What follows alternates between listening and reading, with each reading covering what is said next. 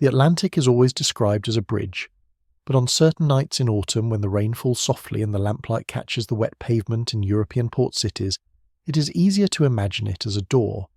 Not a door that slams, but one that closes so gradually that no single person notices the moment when it finally shuts. This is the story of such a closing, a generation when the ocean stopped being a highway and became, once again, a boundary. The break did not announce itself with sirens or declarations. There was no single catastrophe that historians could later point to and say, that was when it began. Instead, it accumulated. A cargo vessel lost off the mid-Atlantic ridge in March, another in June, insurance premiums climbing week by week, a passenger liner delayed indefinitely in Southampton, while underwriters argued over liability clauses that no longer matched the risk. Port authorities in New York and Hamburg began requiring additional inspections, then double inspections, then inspections so thorough that ships sat idle for days waiting for clearance. The costs mounted, the schedules fractured, and slowly, imperceptibly at first, the Atlantic crossing transformed from routine to gamble. By the time officials convened to address the crisis, the patterns were already hardening. The initial discussions focused on restoring confidence, better convoy systems, improved tracking, new maritime treaties. But each proposed solution required coordination across an ocean that was already becoming difficult to cross reliably. Meetings were postponed when delegates couldn't secure passage. Emergency communications bounced between continents with days of delay. The very infrastructure needed to solve the problem depended on the infrastructure that was failing. And so the conversations grew longer, the disagreements deeper, and the solutions more distant, while ship owners made their own calculations and found that domestic routes offered better margins with less exposure. The self-reinforcing nature of the collapse became clear within 18 months. Fewer crossings meant fewer trained crews with Atlantic experience. Fewer arrivals meant port facilities scaled back their specialized equipment. Fewer reliable schedules meant cargo shippers stopped planning around transatlantic routes and built their supply chains closer to home. Banks stopped financing oceanic ventures with the same terms they offered for continental trade. The maritime insurance market, already strained, began declining to cover certain categories of crossing entirely. What had been the world's busiest ocean highway slowly became a route that only the most essential, most guarded, most expensive shipments justified. Distance, which had seemed to shrink steadily for a century, expanded again. Not in miles, the ocean remained exactly as wide as it had always been, but in time, cost and psychological weight. The crossing that had once been an inconvenience became a significant undertaking. The business trip that could be scheduled casually now required months of planning and acceptance of substantial risk. The family visit that might have been an annual tradition became something contemplated once in a lifetime. The ocean reasserted itself not through storms or monsters, but through simple, grinding unreliability. In London, the shipping offices along the Thames that had once hummed with constant activity grew quieter. Clerks who had managed intricate webs of transatlantic cargo schedules found their work simplified to coastal routes and continental destinations.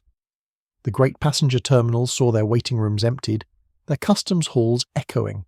Ships that had been built specifically for the Atlantic crossing were refitted for shorter voyages, or, when that proved uneconomical, were simply moored and left to rust in distant harbours, where the cost of salvage exceeded their remaining value.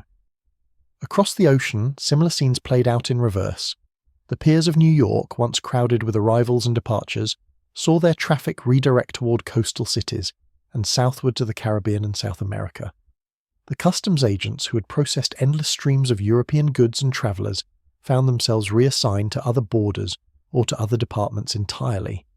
The translators, the currency exchangers, the specialised brokers who had facilitated transatlantic commerce, all found their expertise suddenly less valuable than it had been. The economic reorientation happened first in the industries most dependent on regular high-volume exchange. Manufacturers who had relied on specific materials from across the Atlantic began searching for alternatives. A textile mill in Manchester that had imported American cotton as its primary input spent 2 years retooling to work with Egyptian and Indian supplies, changing not just its sourcing but its entire production process to accommodate different fibre qualities. A steelworks in Pennsylvania that had depended on Swedish ore invested heavily in expanding domestic mining operations, even though the quality and cost were less favourable. These were not simple substitutions, each represented a fundamental reorganisation of production, employment, expertise, and capital. The financial sector responded to the disruption with characteristic speed, but without characteristic confidence. Banks that had specialised in transatlantic trade credit found their business models obsolete almost overnight. Some tried to pivot toward domestic lending, but they competed poorly against established local institutions that better understood regional risks and opportunities. Others simply contracted, laying off staff and reducing their ambitions to match the new reality. The stock exchanges, so recently integrated through telegraph into a synchronized Atlantic financial system, began to drift apart in their rhythms and priorities. News that once moved instantly now arrived, with delay and uncertainty, and traders learned to rely more heavily on local information and less on coordination with distant markets. But the economic shift was not simply about loss and contraction. New patterns emerged. Europe, unable to rely on American grain and materials with the old certainty, invested aggressively in agricultural intensification and resource development within the continent and in closer colonies. The farm machinery industry boomed in Germany and France. Chemical fertilizers, previously a specialty product, became standard across European agriculture. Forests that had been preserved were now harvested to provide timber that could no longer be easily imported. Mines opened in regions that would have been considered marginal when cheaper supplies could flow freely across the Atlantic. In the Americas, the disruption forced a different kind of reorganization. With European markets less accessible, manufacturers looked south and west. The trade networks that had been secondary to the Atlantic routes, the coastal shipping between American ports, the railways linking North and South America, the river commerce through the continent's interior, suddenly became primary. Cities like Buenos Aires and São Paulo, which had been growing steadily but remained somewhat peripheral to the Atlantic economy, found themselves at the centre of new regional networks. Investment flowed toward infrastructure that connected the Americas internally, rather than externally. Railways were built not to reach port cities for transatlantic export, but to link production centres with regional markets. The change in economic geography brought changes in economic culture. Prosperity had been measured for generations by connection to the broader Atlantic world. Cities boasted of their steamship lines, their telegraph connections, their cosmopolitan character born of constant exchange. Now prosperity began to be measured differently, by self-sufficiency, by regional integration, by the ability to produce locally what had once been imported. The vocabulary of business shifted. Global reach gave way to regional resilience. International standards became continental preferences. The very definition of success transformed from participation in a unified Atlantic economy to mastery of a more localized domain. Major cities rose or fell based on their position in these new networks. Liverpool, which had been England's window to America, found its purpose diminished and its population drifting toward London and the industrial Midlands, where continental trade offered more reliable opportunities. Hamburg's focus shifted eastward, deeper into Central Europe. New York remained enormous and wealthy, but its character changed, less a gateway to Europe, more a capital of American continental commerce. Boston, so long oriented toward transatlantic connections, struggled more than New York, its economy too specialized in the old patterns. Meanwhile, cities, like Chicago and Toronto, already oriented toward internal North American networks, found their importance enhanced. The geopolitical consequences took longer to manifest but proved equally profound.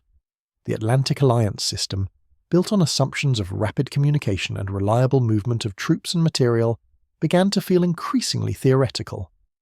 When crises emerged, and they always emerged, the mechanisms of coordination that had been merely cumbersome became nearly impossible. A border dispute in Central Europe that might once have been refereed through a conference involving American observers now proceeded without such mediation. A trade disagreement in South America that might have involved European arbitration now was settled through regional negotiation or simply left unresolved. Military planning adjusted to the new constraints. The American Navy, which had been expanding its Atlantic fleet with an eye toward projecting power in European waters, reoriented toward Pacific and Caribbean priorities. European powers, which had contemplated transatlantic cooperation as a check on regional competitors, returned to purely continental calculations.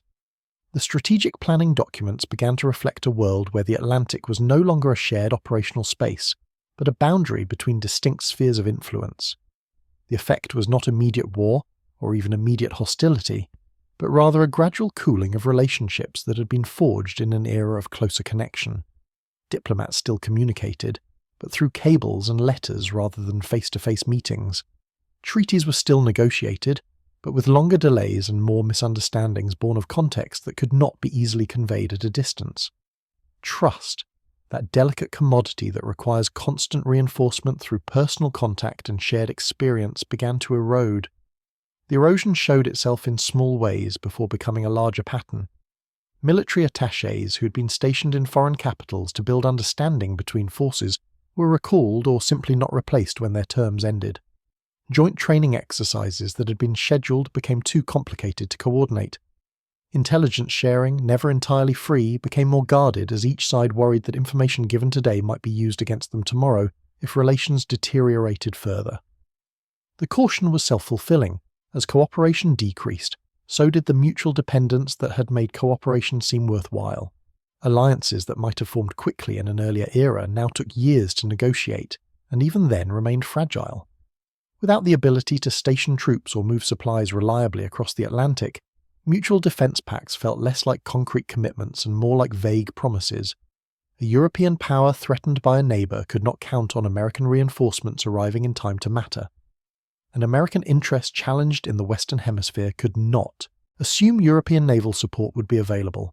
Each side developed contingency plans that assumed they would face their challenges alone, and those assumptions shaped procurement, training, and doctrine in ways that made future cooperation even more difficult. The development of distinct military doctrines on each side of the Atlantic reflected these diverging realities.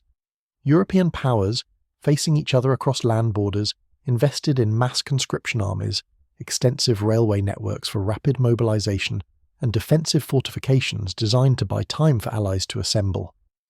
American military thinking, focused on hemispheric defense and Pacific interests, emphasized naval power, coastal fortifications, and the ability to project force over long distances within the Americas, but with less concern for European entanglements.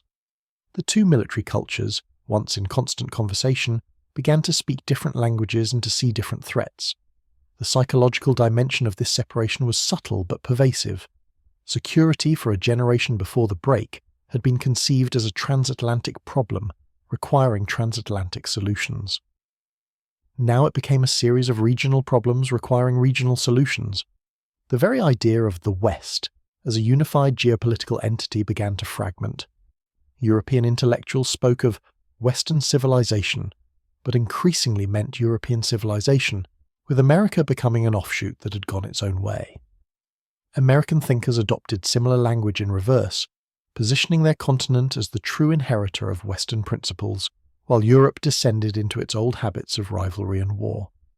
This mutual othering was not driven by hostility so much as by the simple need to make sense of separation.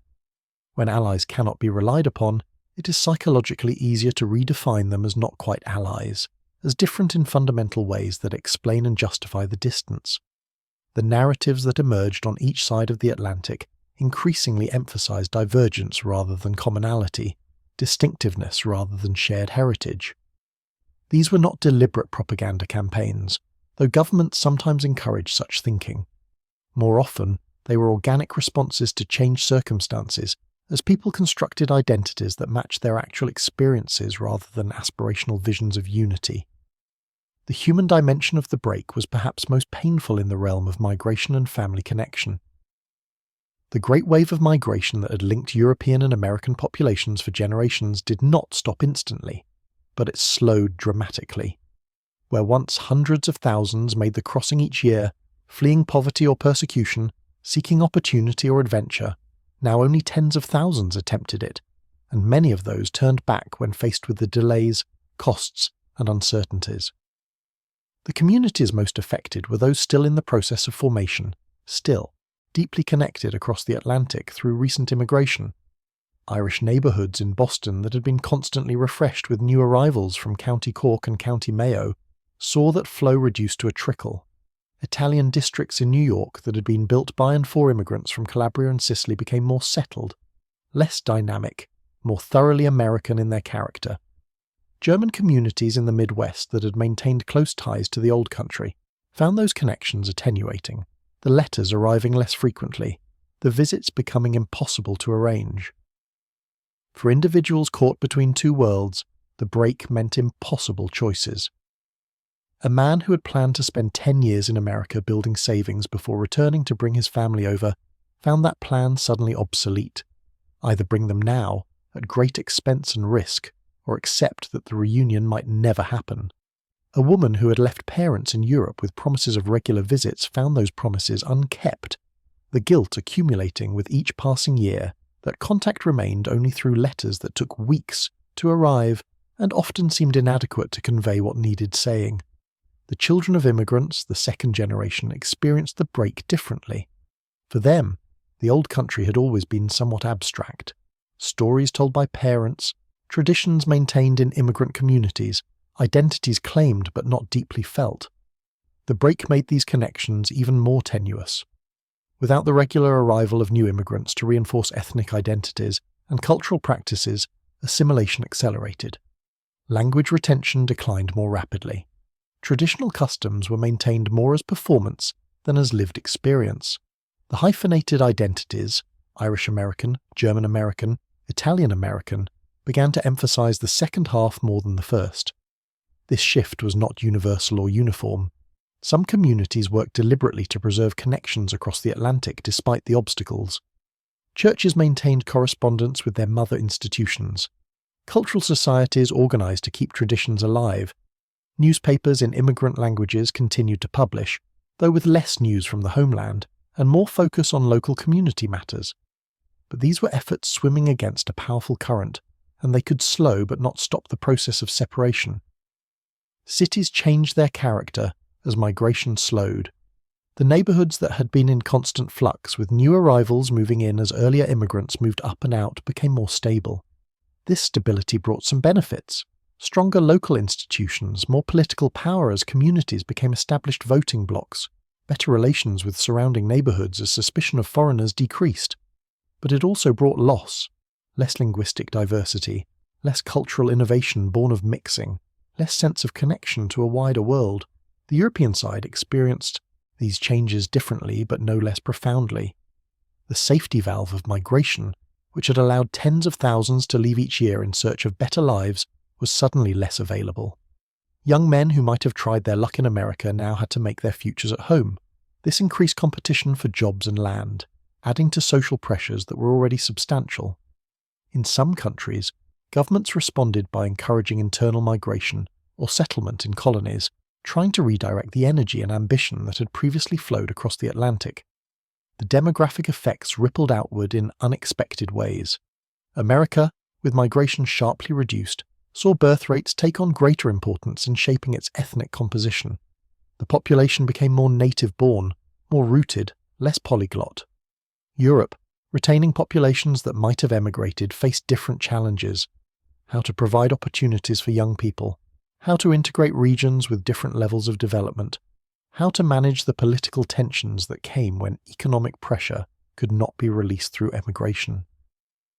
The cultural consequences of separation emerged gradually but grew increasingly evident as the years passed. The Atlantic had been, for the previous century, not just a route for goods and people, but a medium for cultural exchange. Music, literature, fashion, ideas, all had flowed back and forth, creating a shared cultural space despite the geographic distance.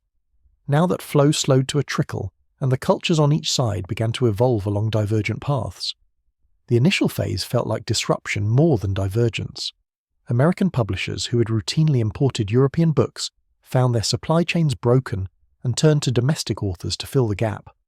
European magazines that had featured American writers found it harder to secure new material and focused more on local talent. Concert tours that had regularly crossed the Atlantic became rare events rather than routine occurrences. Theatre companies that had performed in both London and New York chose one or the other, but rarely both. The immediate effect was not that culture stopped crossing the ocean. It was that the crossing became slower, more selective, more expensive. But over time, this selectivity changed the nature of what crossed. Cultural exchange became less about the organic flow of everyday creativity and more about curated presentations of prestigious works. When an American book made it to European readers, it was more likely to be one that had already achieved substantial success at home, selected by publishers as a safe bet rather than a discovery of new talent. When European music reached American audiences, it came as a preserved recording or a carefully marketed tour, not as the informal exchange of musicians moving freely between scenes. Each side saw the other's culture through an increasingly narrow lens.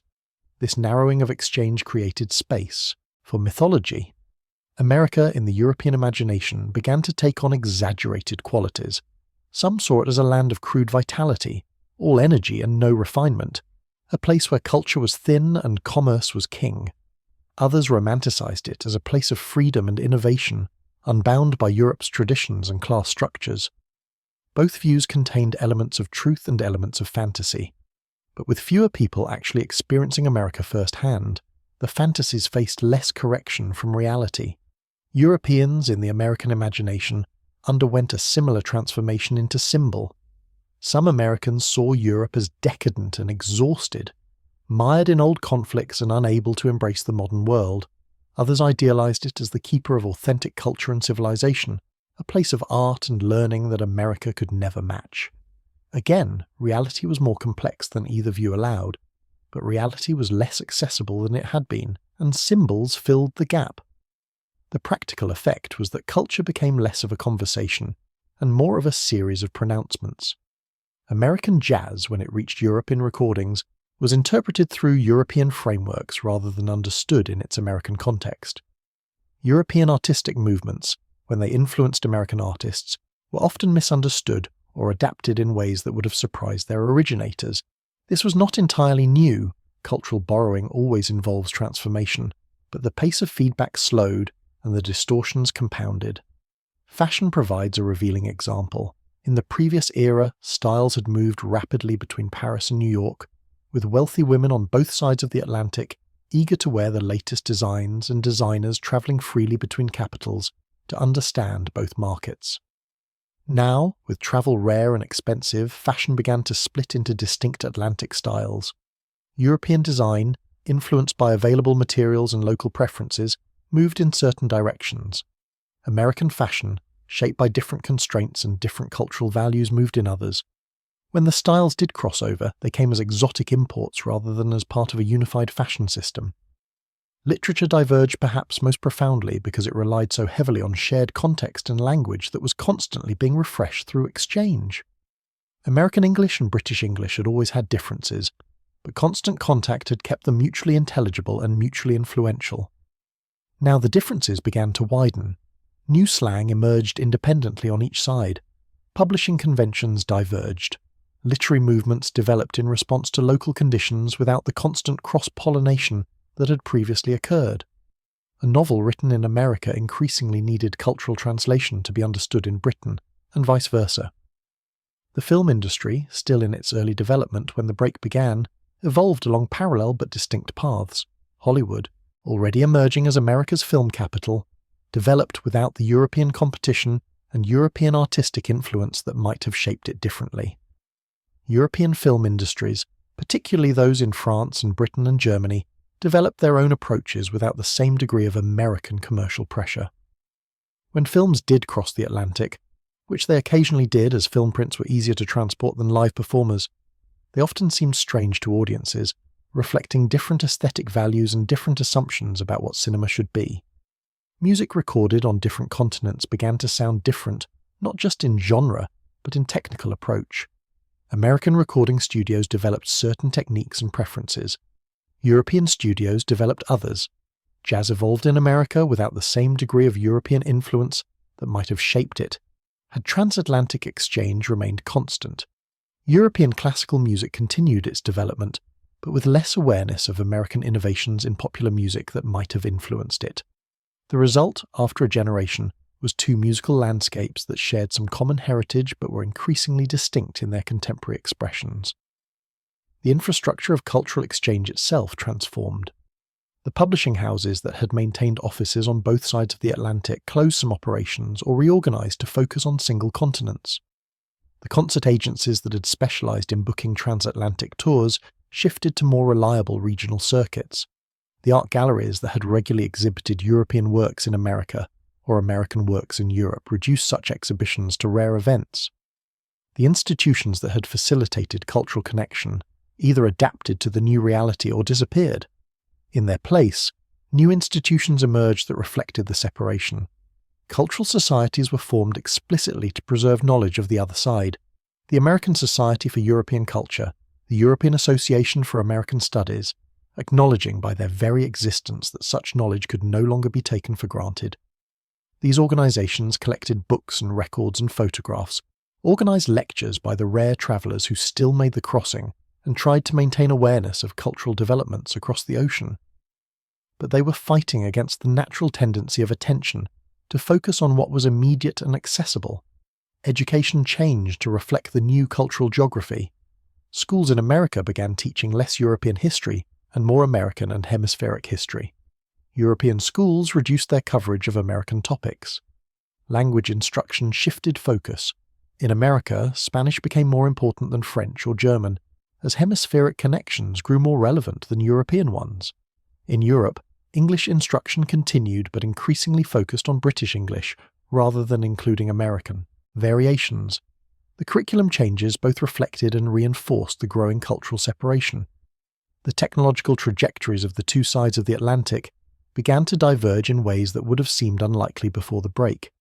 Innovation had previously been a transatlantic conversation, with engineers and inventors on both sides aware of each other's work and building on each other's advances. Now that conversation became intermittent and incomplete. European engineers working on a problem might develop a solution unaware that American engineers had already solved it differently, or vice versa. The result was not that progress stopped, but that it forked. Railway development provides a clear example. Both continents invested heavily in expanding and improving their rail networks, but they did so in response to different needs and with different constraints. European railways, serving densely populated areas with moderate distances between cities, focused on speed and frequency. American railways, crossing vast spaces between population centers, emphasized capacity and efficiency. These different priorities led to different technical standards, different gauges, different signaling systems, different approaches to locomotive design. In an earlier era, international conferences would have worked to harmonize these standards. Now each continent developed its own, and the standards became more incompatible with each passing year. Electrical systems underwent similar divergence. As electrification spread, in cities first, then gradually into more rural areas, decisions made about voltage, frequency, and plug design had lasting consequences.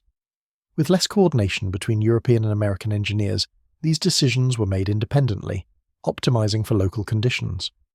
The result was that by the end of the generation, electrical equipment manufactured for American markets could not simply be plugged in and used in Europe, and vice versa. This incompatibility, trivial in itself, stood as a symbol of broader technical divergence. Communications technology advanced on both continents but along different lines. The telephone networks that expanded rapidly in this period developed different switching systems, different protocols, different approaches to long-distance transmission. Radio broadcasting, coming into its own during these years, established different frequency allocations and different regulatory frameworks. Each system worked well within its home continent but could not easily interconnect with the other. The dream of instantaneous transatlantic communication persisted, but the reality was that even the cable links that remained required complex adaptations to bridge incompatible systems. Industrial production became increasingly specialized for continental markets. A factory in Germany designing agricultural equipment optimized for European field sizes and European farming practices. A factory in Illinois designed for American conditions with different priorities and different scale. The machines, while serving similar purposes, were not interchangeable. This specialization extended to consumer goods, kitchen appliances designed for European electrical standards and European kitchens, furniture designed for European living spaces and European aesthetic preferences, clothing designed for European bodies and European fashion norms. The same was true in reverse for American products. The result was two partially distinct material cultures. Energy development took particularly different paths. Europe, more densely populated and with more limited domestic fossil fuel resources, invested heavily in maximizing efficiency and developing alternative sources. Hydroelectric power was developed more extensively than it might otherwise have been. Coal mining was intensified even in less productive regions. Research into new energy sources received more support. America, with abundant domestic oil and coal and more space for extensive extraction, pursued a path of cheap, plentiful energy. The different energy regimes shaped everything else: industrial processes, residential heating, transportation systems, urban planning. Architecture evolved differently on each side of the Atlantic for reasons both technical and cultural. European architects, working with traditional materials and traditional urban forms, developed modernist movements that responded to specifically European conditions and European debates. American architects, working with different materials and often building in less constrained spaces, developed different approaches. The international style that might have unified architectural practice across the Atlantic instead fragmented into continental variations. Buildings constructed during this period look different not just in superficial style but in fundamental conception. Different proportions, different relationships to streets and neighbours, different assumptions about how spaces should be used. The divergence in technology and infrastructure created practical barriers to reconnection that would persist even after movement across the Atlantic resumed. A European mechanic could not easily repair an American machine. An American electrician would struggle with European wiring. The incompatibilities went beyond technical specifications to include tacit knowledge, the unwritten rules and common practices that every craft develops but that are rarely formally taught. As a generation of workers on each side learned their trades without exposure to transatlantic alternatives, this tacit knowledge became increasingly parochial. Scientific research, which might have been expected to remain more unified given its universal aspirations, also experienced drift. Not in basic principles, physics and chemistry and biology remained the same across the Atlantic, but in research priorities, institutional structures, and communication patterns. American scientists focused more on problems relevant to American conditions and American industries. European scientists did likewise for Europe. The international conferences that had been routine became rare. The scientific journals that had circulated globally faced difficulty maintaining subscriptions and contributions across the Atlantic. Research papers still crossed eventually, but with enough delay that parallel discoveries became common, different teams solving the same problems independently and sometimes incompatibly. The effect on scientific progress was ambiguous. On one hand, the reduced collaboration meant some redundancy and some loss of efficiency. On the other hand, the independent efforts sometimes produced creative solutions that might not have emerged from unified research programs. The history of innovation has always featured productive competition alongside collaboration, and the Atlantic separation created a natural competitive division. But it also meant that certain ambitious projects that would have required coordinated transatlantic resources simply did not happen, or happened later than they might have. Medical practice diverged in small but significant ways. The training of doctors, the organization of hospitals, the regulation of pharmaceuticals, all developed along paths shaped by national institutions that were no longer in constant dialogue with transatlantic counterparts. Surgical techniques that became standard in American hospitals might be unknown in European ones. Medications common in Europe might be unavailable in America. Public health approaches developed differently in response to different epidemiological conditions and different political cultures. The fundamental science of medicine remained shared, but the practice of medicine became more regionally distinct. As the years accumulated and a generation grew up knowing the Atlantic primarily as a boundary rather than a bridge, the psychological separation deepened in ways that transcended any particular policy or technology. This was perhaps the most profound effect of the break, not the economic adjustments or the military realignments or the cultural divergences, but the shift in collective consciousness about what was normal, what was possible, what was us, and what was them. Children born in the early years of the break and coming of age as it matured had no direct memory of an integrated Atlantic world. For them, the separation was not an unfortunate disruption, but simply the way things were. Europe and America were distant places, as distant in practical terms as China had always been. The idea that people or goods or ideas might once have moved freely and frequently between them seemed as remote as stories of the Roman Empire, historically interesting but not relevant to contemporary life. This generational shift showed itself in small ways that accumulated into a large effect. School lessons about transatlantic relations were taught in the past tense. Maps showed the Atlantic as empty space between continents rather than as a highway connecting them. Career aspirations no longer included the casual possibility of working abroad. A talented engineer might consider moving from one American city to another, but moving to Europe would be extraordinary, requiring special justification and accepting permanent exile. The frame of reference for what constituted the world contracted to more regional bounds. Political consciousness evolved within these contracted frames. Elections were fought over domestic issues and regional concerns, not over transatlantic relations that seemed both distant and unchangeable. Political parties organized around continental interests rather than Atlantic identities. The ideological movements that shaped politics, socialism and liberalism and conservatism and nationalism, developed in conversation with local conditions rather than transatlantic debates. European socialism looked to European models and European thinkers. American progressivism drew on American traditions and American experiences. The movements shared names and sometimes shared basic premises, but they no longer shared the constant exchange of ideas that had once kept them synchronized. The nationalism that emerged during this period was particularly shaped by the separation. Nationalist movements had existed before, of course, but the Atlantic break provided them with new justification and new opportunities. The inability to rely on transatlantic allies made nations more focused on self-sufficiency and more suspicious of others. The cultural divergence made it easier to define national identity against foreign others.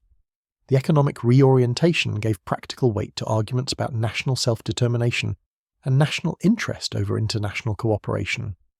This nationalism was not primarily aggressive or militaristic, though it had those elements in some places.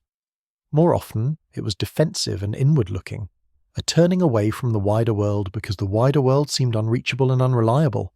National governments invested in national industries, national infrastructure, national culture. The rhetoric of politics emphasized what made each nation distinct rather than what nations shared. The emotional energy of citizenship focused on local and national concerns rather than on broader solidarities that had become abstract. The media landscape both reflected and reinforced these changes. Newspapers, which had once included substantial coverage of foreign news and especially transatlantic news, reduced that coverage as their audiences grew less interested, and as gathering news from across the Atlantic became more difficult. The news that did arrive came through official channels and government briefings more than through independent correspondence. The result was that populations on each side of the Atlantic understood the other primarily through selective and often distorted reporting. This selective reporting created space for propaganda and myth-making. Governments could characterize the other side of the Atlantic in ways that served domestic political purposes, and their populations had little independent information with which to evaluate those characterizations. If a European government wanted to portray America as dangerously unstable, it could select news stories that supported that narrative, and its citizens would have no easy way to know they were getting a partial picture. The same was true in reverse. The Atlantic break did not create propaganda. Governments had always shaped information to serve their interests, but it made propaganda more effective by removing the corrective of direct experience. The historical narratives that emerged during this period became foundational for how populations understood themselves and their place in the world. Every nation constructs historical narratives, but these narratives are usually contested and revised through exposure to alternative perspectives. When a nation's narrative encounters foreign narratives regularly, through travel and trade and cultural exchange, the most extreme distortions are challenged. During the Atlantic break, that challenging process slowed dramatically. European history textbooks taught a story of European civilization that increasingly downplayed America's role or treated it as an interesting but ultimately peripheral development. The narrative arc ran from ancient Greece through Rome, through medieval Christendom, through the Renaissance, through the Enlightenment, through modern Europe, with America appearing as a colonial offshoot that had gone its own way. The implication, rarely stated explicitly but present nonetheless, was that true civilization remained centered in Europe, while America was something else, vigorous perhaps, wealthy certainly, but not quite civilized in the deep sense. American history textbooks taught a different story. In this narrative, America represented the fulfillment of European principles that Europe itself had abandoned. The arc ran from the ancient republics through the Enlightenment, through the American Revolution, through continental expansion, through industrial development, with Europe appearing as the place Americans had left behind, a region trapped in old conflicts and old hierarchies while America built something new. The implication, again rarely explicit but powerfully present, was that the future belonged to America while Europe represented the past. Both narratives contained truth and both contained distortion, but populations growing up immersed in one narrative or the other had little basis for recognizing the distortions. The shared history that had bound Europe and America, the common intellectual heritage, the cultural connections, the economic integration, receded into abstraction, replaced by stories that emphasized distinctiveness and divergence. This was not a conspiracy, or a coordinated effort, but an organic process of meaning-making in conditions of separation. The long-term effect was the creation of two distinct historical consciousnesses. Events that had been experienced as shared history, wars, economic crises, cultural movements, were remembered differently on each side of the Atlantic, incorporated into different narrative frameworks, and assigned different meanings. The diverging memories created diverging expectations about the future. If Europeans and Americans understood their past differently, they necessarily understood their presents differently, and imagined their futures differently. The question of reconnection began to arise before the infrastructure for reconnection actually existed. As the generation wore on, and some of the initial causes of disruption were addressed or faded, voices on both sides of the Atlantic began advocating for renewed exchange. But the advocacy faced not just practical obstacles but psychological ones. A substantial portion of the population on each side had grown comfortable with separation, or at least had adapted to it, and saw little reason to bear the costs and risks of reconnection. The arguments for reconnection were both practical and sentimental.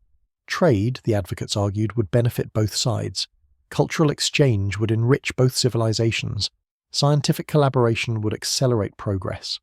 And beyond these practical benefits, there were ties of heritage and common humanity that should not be permanently severed. These arguments had force, but they competed against powerful inertia and against interests that had grown up around the separation. Businesses that had prospered by serving newly regional markets worried that renewed transatlantic competition would threaten their positions. Workers in industries that had expanded to replace transatlantic imports worried about job security. Politicians whose careers had been built on nationalist rhetoric found it difficult to shift to supporting internationalism. Cultural institutions that had defined themselves by their regional character worried that renewed exchange would mean subordination to foreign standards. The constituencies favouring continued separation were not a majority, but they were vocal and organised. The first tentative steps toward reconnection came through technology rather than policy. New ship designs promised safer Atlantic crossings. Insurance companies, seeing the potential for profit, began cautiously offering coverage under stringent conditions. Communications companies upgraded cable infrastructure to handle higher volumes. These improvements did not restore the old ease of crossing, but they made crossing possible for those with sufficient resources and sufficient motivation. The initial renewed crossings were undertaken primarily by diplomats and business leaders, people whose professional interests required direct contact across the Atlantic. These pioneers found the experience strange and disorienting. The Europe that American visitors encountered was familiar in some ways but alien in others. The accents had drifted. The social customs had evolved. The political references and cultural touchstones that shaped conversation were different enough to require constant explanation and adjustment. European visitors to America reported similar experiences, a sense of recognizing something they had known, but finding it changed in ways they could not quite name. The practical incompatibilities that had developed during the separation created constant friction. An American businessman trying to operate in Europe had to navigate not just different business practices, but different systems of measurement, different electrical standards, different communication protocols. A European artist touring in America found that agreements about contract terms meant different things, that promotional materials needed not just translation but cultural adaptation, that assumptions about how events should be organized were not shared. These were not insurmountable obstacles, but they required constant negotiation and adjustment. The most jarring discovery for many who reconnected was how much the other side had changed, while retaining the conviction that they had stayed true to essential values. Americans arriving in Europe sometimes felt they were visiting a museum culture, too attached to tradition and suspicious of innovation. Europeans arriving in America sometimes felt they were visiting a crude frontier, all energy and appetite without refinement or reflection. Both sides were partially right and partially wrong, but neither had the historical context to understand how the changes had occurred or why they felt natural to those who had lived through them. Language proved a particularly revealing site of friction. American English and British English had diverged enough that simple conversations sometimes required clarification. New words had entered the vocabulary on each side. Old words had shifted in meaning. Idioms had emerged that were opaque to outsiders. Pronunciation had drifted. The differences were not enough to make communication impossible, but they were enough to make it feel foreign, to create a subtle sense of distance even in conversation. For people old enough to remember when the linguistic gap had been smaller, the change was melancholy. For younger people who had never known a time of closer connection, it simply confirmed that America and Europe were, in fact, different places with different cultures. As travel increased gradually over several years, patterns of exchange began to re-establish themselves, but they remained far below the levels of the pre-break era. Tourism resumed on a small scale, attracting those wealthy enough to afford the still high costs and adventurous enough to accept the still significant uncertainties. Trade increased, but within carefully negotiated frameworks that acknowledged the divergent standards and practices that had developed. Cultural exchange resumed, but with the recognition that what crossed would need adaptation for new audiences. The process of reconnection became entangled with questions of dominance and subordination. In some domains, American standards had become dominant during the separation, in certain industries, in certain technologies, in certain business practices. In other domains, European standards held sway. As exchange resumed, there were winners and losers in the struggle over which standards would be adopted where. These struggles were rarely purely technical. They carried implications for economic advantage, for cultural identity, for national pride. The negotiations were often bitter and prolonged. Governments approached reconnection with extreme caution, neither fully embracing nor fully resisting it. Trade treaties were negotiated that opened some sectors while protecting others. Security arrangements were discussed that offered limited cooperation while maintaining full sovereign control.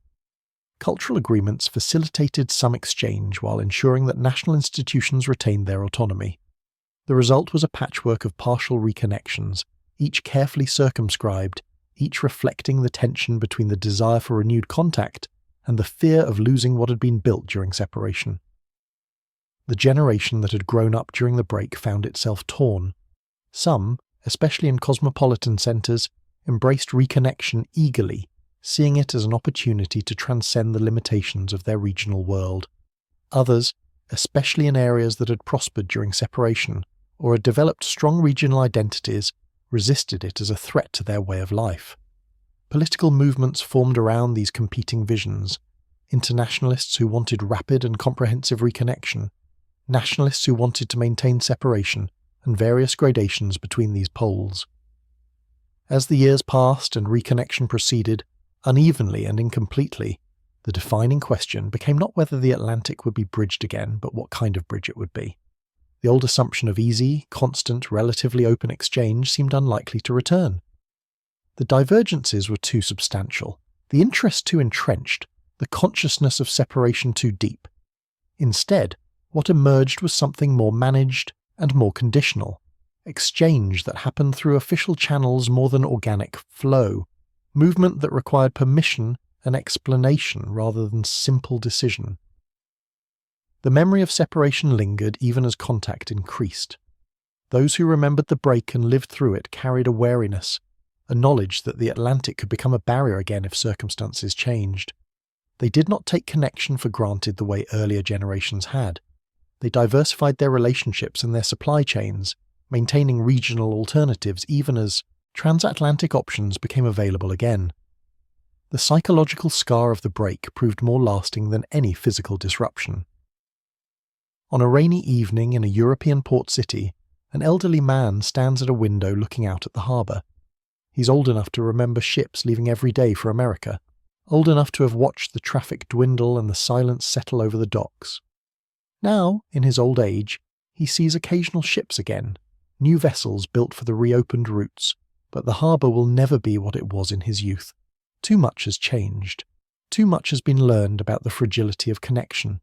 The Atlantic stretches before him, patient and dark, neither highway nor wall, but something more ambiguous, a space that can be crossed certainly, but only with intention, only with effort, only with awareness that what is joined can also be separated. In an American city, a young woman sits in a library reading a European novel in translation. She has never visited Europe and likely never will. The crossing is still too expensive for someone of her circumstances. But the book fascinates her precisely because it describes a world that is both familiar and foreign, similar in some ways to her own, but operating according to different rules and different assumptions. She wonders what it would be like to live there, whether she would recognize the world she's read about or whether the reality would be too strange to navigate. The wondering is pleasant, but also melancholy. She lives in an age of reconnection, but reconnection has not made distance disappear. It has only made absence more visible. Across the ocean from each other, these two people represent the world the Atlantic break has created, a world where movement is possible but costly, where connection exists but requires maintenance, where separation has left marks that cannot be fully erased. The break did not destroy modernity, or end progress, or create disaster. It simply changed the geography of human possibility, making some things harder and other things easier, drawing lines that had been blurred and blurring lines that had been clear. The story of the Atlantic break is not a story of catastrophe but of transformation. It is a reminder that the infrastructure of connection, the ships and cables and treaties and trust that allow people and goods and ideas to move, is not natural or inevitable, but constructed and maintained, and that when it fails, the world adapts. The adaptation is not always graceful and not always fair, but it happens. Life continues, prosperity continues, culture continues, but in patterns shaped by new constraints. The 21st century in this timeline would inherit a world marked by that long separation. The economic systems, the political alignments, the cultural forms, the technological standards, all would bear its imprint. Whether reconnection would eventually erase those marks, or whether they would persist indefinitely remained an open question. Perhaps the Atlantic would someday return to being what it once was, a casual highway binding continents. Or perhaps the memory of the break would always colour how people thought about distance and connection, making them more aware of fragility and more deliberate about maintaining what they had built. The rain continues to fall softly on the harbour, on the ocean, on both shores. The lights of the city reflect in the wet streets. Somewhere out there, beyond the darkness, the other side exists. Different now, changed, but still there. The door that closed has opened again. Not all the way, not easily, but open nonetheless. What passes through it and how that movement shapes the future remains to be written. For now, the ocean rests quiet in the darkness, neither barrier nor bridge but possibility itself, waiting.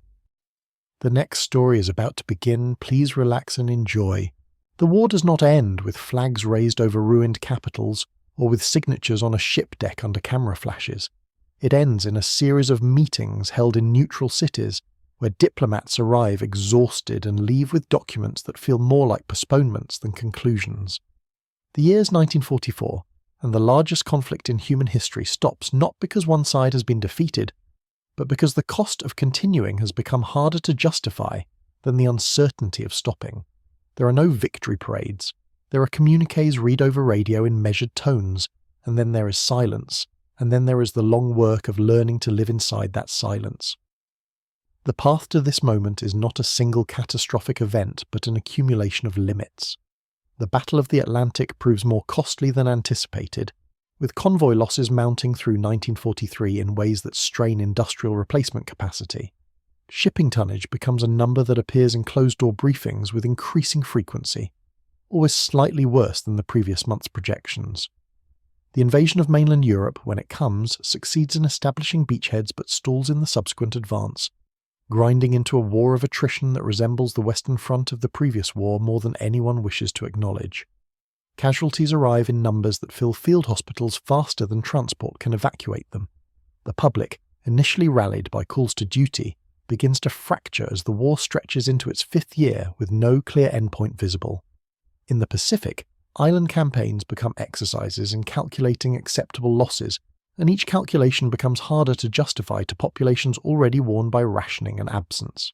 Strategic bombing campaigns continue, but their effectiveness becomes a matter of bitter internal debate among military planners, who privately admit that tonnage dropped does not always correlate with strategic gain. The resources required to maintain multiple theatres of operation across 2 oceans create logistical puzzles that have no clean solutions, only trade-offs. Every gain in one area means a delay or a reduced commitment somewhere else. The war becomes a system that consumes everything fed into it, without producing the decisive outcomes that might justify that consumption. Political pressure builds in ways that are difficult to trace in any single moment, but impossible to ignore in aggregate. Labour strikes occur despite wartime restrictions. Editorials begin to appear in newspapers questioning not the righteousness of the cause, but the sustainability of the effort. Congressional hearings probe procurement failures and cost overruns with increasing sharpness. Allies express frustration in diplomatic cables that grow less diplomatic with each iteration. The Soviet Union, bearing the heaviest burden of the Eastern Front, begins to signal that its capacity for offensive operations is reaching limits that ideology cannot overcome. Britain, exhausted by years of bombardment and blockade, faces a domestic political landscape where even Churchill's rhetoric cannot entirely mask the reality of depleted reserves and fraying imperial commitments. Into this atmosphere of compounding strain comes the proposal that will eventually become the armistice. It originates not from any single government, but from quiet channels, diplomatic feelers extended through neutral states, unofficial conversations in consulates, back-channel messages that explore whether the other side might be willing to stop fighting if the terms were something other than unconditional surrender. The initial responses are cautious but not dismissive. Over months, these tentative exchanges gain structure. Working groups form, language is drafted, rejected, revised. The process is slow and secretive, and when it finally becomes public, it arrives not as a dramatic announcement, but as a fait accompli presented to populations too tired to do more than absorb the news in numb relief. The armistice itself is a peculiar document. It does not declare victory or defeat. It establishes what it calls lines of administrative control rather than permanent borders. It creates inspection regimes and demilitarized zones, mechanisms for prisoner exchange and humanitarian access, protocols for disputed territories and contested resources. The language is technical, bureaucratic, designed to defer rather than resolve. Crucially, it leaves in place the governments that controlled territory at the moment fighting stopped. There is no occupation of Berlin, no liberation of Paris in the sense those words would have meant in another timeline. The map of Europe at the moment the guns fall silent becomes, through legal formalism, the map of Europe going forward. What this means in practice is that Axis control consolidates across a vast swathe of the continent. The administrative apparatus built during wartime, the systems of surveillance, censorship, economic control and ideological enforcement, does not dismantle. Instead, it transitions from emergency measure to permanent governance. The security state, once justified as a temporary necessity of total war, becomes simply the state. Borders close not for military reasons, but for administrative ones. Travel requires permits, publications require approval, education curricula are standardized around narratives of order and stability. The machinery of control, having been built, continues to operate because dismantling it would require an external force that the armistice has specifically ruled out. In these territories, life develops a quality that is difficult to describe to those who have not lived it. It is not constant terror, because terror cannot be sustained at high intensity across years and decades without exhausting both those who inflict it and those who endure it. Instead, it is a pervasive caution, a learned wariness that becomes second nature. People develop an instinct for what can be said in which contexts. They become fluent in a kind of doublespeak, where official language is used in official settings and private truth is reserved for private spaces, spoken in lowered voices behind closed doors. Trust becomes a rare commodity, distributed carefully among family and a very small circle of intimates. The public square is for performance. Real life happens in kitchens, in basements, encoded phrases that mean one thing to listeners who know and something innocuous to those who do not. The educational system in these regions becomes a particular focus of state attention. Children are taught history as a narrative of necessary order, triumphing over chaos, of stability achieved through strength. Maps show the lines of administrative control as natural and permanent. Literature curricula emphasize themes of duty, sacrifice, and collective belonging. Teachers who deviate from approved materials find their contracts not renewed. Students who ask inconvenient questions are noted in files that follow them into university admissions and employment applications. Over time, this creates a generation that has only ever known one version of the world, for whom the pre-war period exists only as a vague, semi-mythical time described in whispers by grandparents who remember.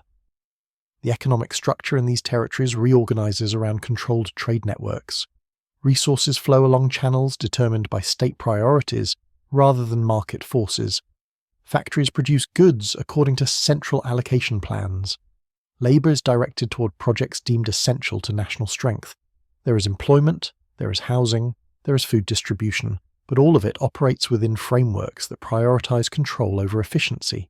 Consumer goods exist but are often shoddy, produced to meet quotas rather than satisfy demand. Black markets develop to fill gaps, tolerated when useful, cracked down upon when they grow too visible or too competitive with official channels. In the territories that remain outside Axis control, the armistice creates a different kind of strain. There is relief that the fighting has stopped, but also a profound unease about what has been accepted in exchange for that relief. Political debates become bitter and personal. Accusations fly about who advocated for the armistice, and whether they were defeatists or realists. Veterans return to societies that don't quite know how to receive them, because there is no victory to celebrate but also no defeat to mourn. They are treated with a kind of awkward deference, honoured in ceremony but not quite integrated into the narrative of what happened and why.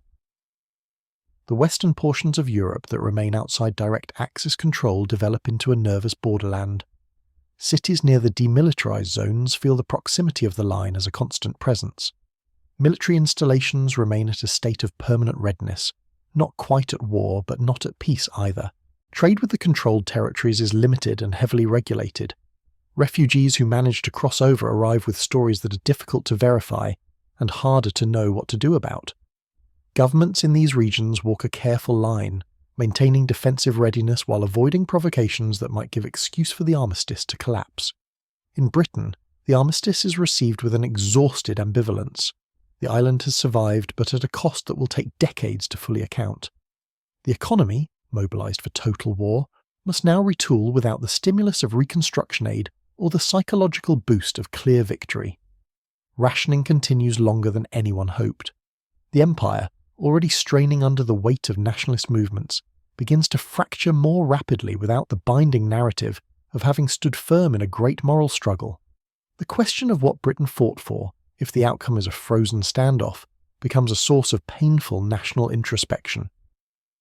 Across the Atlantic, the United States faces its own reckoning with the armistice.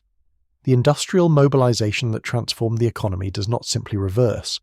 Factories that produce tanks and aircraft and ships must find new purposes. Workers who filled those factories must find new roles. The GI Bill still exists, but it operates in a context where the returning service members are not heroes of a great victory but participants in an effort that ended ambiguously. The mood is not triumphant. There is a weariness, a sense of having expended enormous energy without achieving the transformation that might have justified it. The political fallout is intense and prolonged. Investigations are launched into why the war ended as it did. Fingers are pointed. Reputations are built on having opposed the armistice, on having been more willing to continue the fight. The debate over whether the nation was betrayed or rescued becomes a defining fault line in politics for years. Elections turn on the question.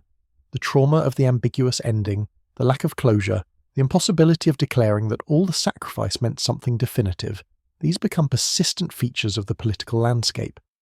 In the Pacific, the armistice creates a world of negotiated zones and contested waters. Strategic islands become checkpoints in a network of controlled passages. Japan retains control over vast territories, and that control is enforced through a combination of military presence and administrative integration. The co-prosperity sphere, as it is officially termed, is not a voluntary association but a hierarchical system with Tokyo, at the center, issuing directives that radiate outward through layers of regional administration. Resources flow toward the core. Labor is extracted. Local elites are co-opted or replaced. Resistance is met with reprisals that are calculated to instill maximum deterrent effect. For the populations living under this arrangement, life becomes a negotiation with power that is distant but omnipresent. Bureaucracy multiplies. Permits are required for commerce, for travel, for gatherings of any significant size. Language policy enforces the use of Japanese in official contexts, creating a bifurcated society where older generations maintain native tongues in private, while younger generations are educated into linguistic assimilation. Cultural production is censored and shaped, with traditional arts encouraged when they can be presented as part of a larger regional heritage, and suppressed when they carry hints of separate identity or resistance. The ocean itself changes character. What was once open water becomes a space of surveillance and control. Shipping lanes are monitored. Fishing vessels require registration and transponders. Naval patrols are frequent and unpredictable. The sense of living on an island is no longer about isolation in a romantic sense, but about being trapped in a monitored zone where movement is observed and regulated. This creates a particular psychological pressure, a feeling of the horizon being closer than it appears, of the world being smaller than the map would suggest. In the regions that remain outside direct Japanese control, the armistice brings a different kind of tension. Australia and New Zealand exist in a state of perpetual strategic anxiety, maintaining military readiness and alliance commitments that drain resources but seem necessary given the proximity of the line. The Philippines, caught in a contested status, become a source of ongoing diplomatic friction. Smuggling networks develop to move people and goods across the lines, tolerated by both sides when convenient, disrupted when political winds shift. The South China Sea becomes less a body of water than a political membrane, separating but also connecting, with crossings that carry weight and risk. Resistance movements, in both European and Pacific theatres, do not get the moment of liberation that would allow them to emerge into daylight and be celebrated. Instead, they persist as underground networks that must sustain themselves across years and then decades. This changes their character fundamentally. They cannot operate on the assumption that the current state of affairs is temporary, that help is coming, that history is on their side. They must plan for continuity across generations, and that planning shapes everything they do. Safe houses become permanent institutions, passed down within families. Children grow up knowing certain rooms are not to be discussed, certain visitors are not to be mentioned, certain times require absolute silence. Networks of trust are built slowly, tested repeatedly, maintained through a combination of personal loyalty and shared risk. The work is often mundane, hiding someone for a night, passing a message, storing papers in a false bottom drawer. The dramatic acts of sabotage that marked wartime resistance become rarer, too risky when there is no imminent prospect of liberation to justify the reprisals they would provoke. Instead, the resistance turns its energy toward cultural preservation. Underground schools teach forbidden histories, languages that official curricula suppress, literatures that are no longer allowed in public libraries. Printing presses operate in basements, producing pamphlets and newsletters that circulate hand to hand, read, and then burn to leave no evidence. Music is preserved through memory, sung in gatherings that have no record, passed from teacher to student in chains of oral transmission. The resistance becomes less a military force waiting to strike than a parallel society maintaining an alternative version of reality, keeping alive the idea that the current order is not natural, not inevitable, not permanent. This long-duration resistance develops its own culture and rituals. There are coded songs that sound innocent to outsiders, but carry layers of meaning to those who know. There are symbols that appear in graffiti, quickly painted and quickly scrubbed away but recognized and passed on. There are anniversaries marked in private, dates that commemorate events the official calendar does not acknowledge. Over time, this underground life develops a richness that is invisible from the outside, but deeply sustaining to those who participate in it. It is exhausting, it is dangerous, but it is also purposeful in a way that collaboration or passive acceptance is not. The nuclear question unfolds very differently in this timeline. Without a demonstration of decisive victory through atomic weapons, The programs that would lead to their development proceed along different lines, driven by different motivations. In a world of frozen borders and perpetual standoff, the bomb is not a war-ending weapon, but a strategic lever, a form of insurance, a deterrent that must be obtained because others are obtaining it. The race is less about winning and more about not falling behind, and this changes the character of the competition. Multiple powers pursue nuclear capability in an atmosphere of intense secrecy and mutual suspicion. The United States, Britain, the Soviet Union, and eventually others pour resources into programs that are barely acknowledged publicly, but are open secrets in diplomatic and intelligence circles. Espionage becomes obsessive. Scientists who work on these programs are watched, their communications monitored, their movements tracked. Defections, when they occur, cause international incidents. The knowledge of how to build the weapons spreads slowly but inexorably, despite every effort to contain it. The result is a multipolar nuclear world that emerges earlier and with less institutional structure than in the timeline we know. There is no clear moment of superiority, no period where one side possesses the weapons and others do not. Instead, there is a gradual, nerve-wracking diffusion of capability, with each announcement of a successful test met by escalated efforts elsewhere. The arms race, if it can be called that, is less a sprint than a grinding march, with each side acquiring weapons not out of confidence, but out of fear of what might happen if they do not. Deterrence in this environment is fragile and untested. The doctrines that govern use are developed in real time, without the benefit of historical precedent or widely shared strategic theory. Protocols are established, sometimes through formal negotiation, more often through signalling and tacit understanding.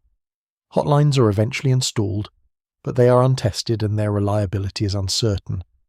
War games are conducted in classified facilities, attempting to model how confrontations might escalate and where the stopping points might be, but the models are crude and the variables are too many. The overriding feeling is not stability but a kind of anxious stasis, where everyone understands that the weapons exist but no one is quite sure how the system would behave under pressure. The economic recovery that follows the armistice is slow, uneven, and fragmented. Without the psychological clarity of victory, without the sense that the sacrifices were vindicated by a clear outcome, the drive to rebuild lacks the unifying energy it might have had. Trade blocs form along the lines of control established by the armistice. Currencies do not freely convert. Capital flows are restricted. The international financial architecture that might have coordinated reconstruction remains rudimentary and politicized. In the territories under Axis control, economic development is directed by state priorities. Heavy industry is emphasized. Consumer production is secondary. Living standards improve slowly, in fits and starts, with gains that are often clawed back by policy shifts or resource diversion. The command economy delivers employment and basic security, but at the cost of efficiency and innovation. Black markets provide what official channels cannot, and their existence is tolerated within limits, suppressed when they threaten state control. In the West, recovery is faster but still constrained. American industry, having mobilized for war, must now find markets in a world that is divided and protected. European reconstruction happens with American capital, but under conditions that are never quite stable enough to inspire full confidence. Investment is cautious. Business planning operates on shorter time horizons. The boom that might have been is replaced by a more tentative growth, constantly looking over its shoulder at the frozen borders and the unresolved tensions they represent. Consumer culture develops in this context, but with a different flavor. The abundance exists, or begins to exist, but it is shadowed by awareness of fragility. Advertising sells not just products, but the idea of normalcy, of a return to peacetime pleasures that might distract from the underlying tensions. But the normalcy never quite feels complete. There is always a sense that this could be disrupted, that the armistice might not hold, that the strange peace could give way to something worse. Globally, the armistice reshapes the landscape of decolonization and civil rights movements. The moral language that might have emerged from a clear Allied victory, the rhetoric of freedom defeating tyranny, of universal rights vindicated by military success, is muddied by the ambiguous ending. The colonized peoples of Asia, Africa, and the Caribbean find themselves in a world where the European powers are weakened but not decisively so, where the United States is powerful but cautious, where the Soviet Union is focused on its own borders and immediate security. Independence movements continue, but they operate without the tailwind of a victorious liberal internationalism. Where they succeed, it is through their own efforts, through long campaigns of civil resistance, negotiation, and sometimes armed struggle. The victories, when they come, are hard-won and often partial. Borders are drawn hastily and sometimes cruelly. Newly independent nations inherit fragile economies and contested legitimacies. The great powers offer aid but with strings attached, seeking advantage in the competition that continues even after the formal war has ended. In the United States, the civil rights movement unfolds in a context where the nation cannot as easily claim moral authority on the world stage. The contradiction between stated ideals and domestic realities is still glaring, but the imperative to resolve it is less pressing when there is no clear victory narrative to uphold. Progress happens but through grinding campaigns, legal challenges, local organising, courage in the face of violence. The movement must build its own momentum without the boost that might have come from a more triumphant national mood. The rhythm of daily life in this long standoff develops its own patterns.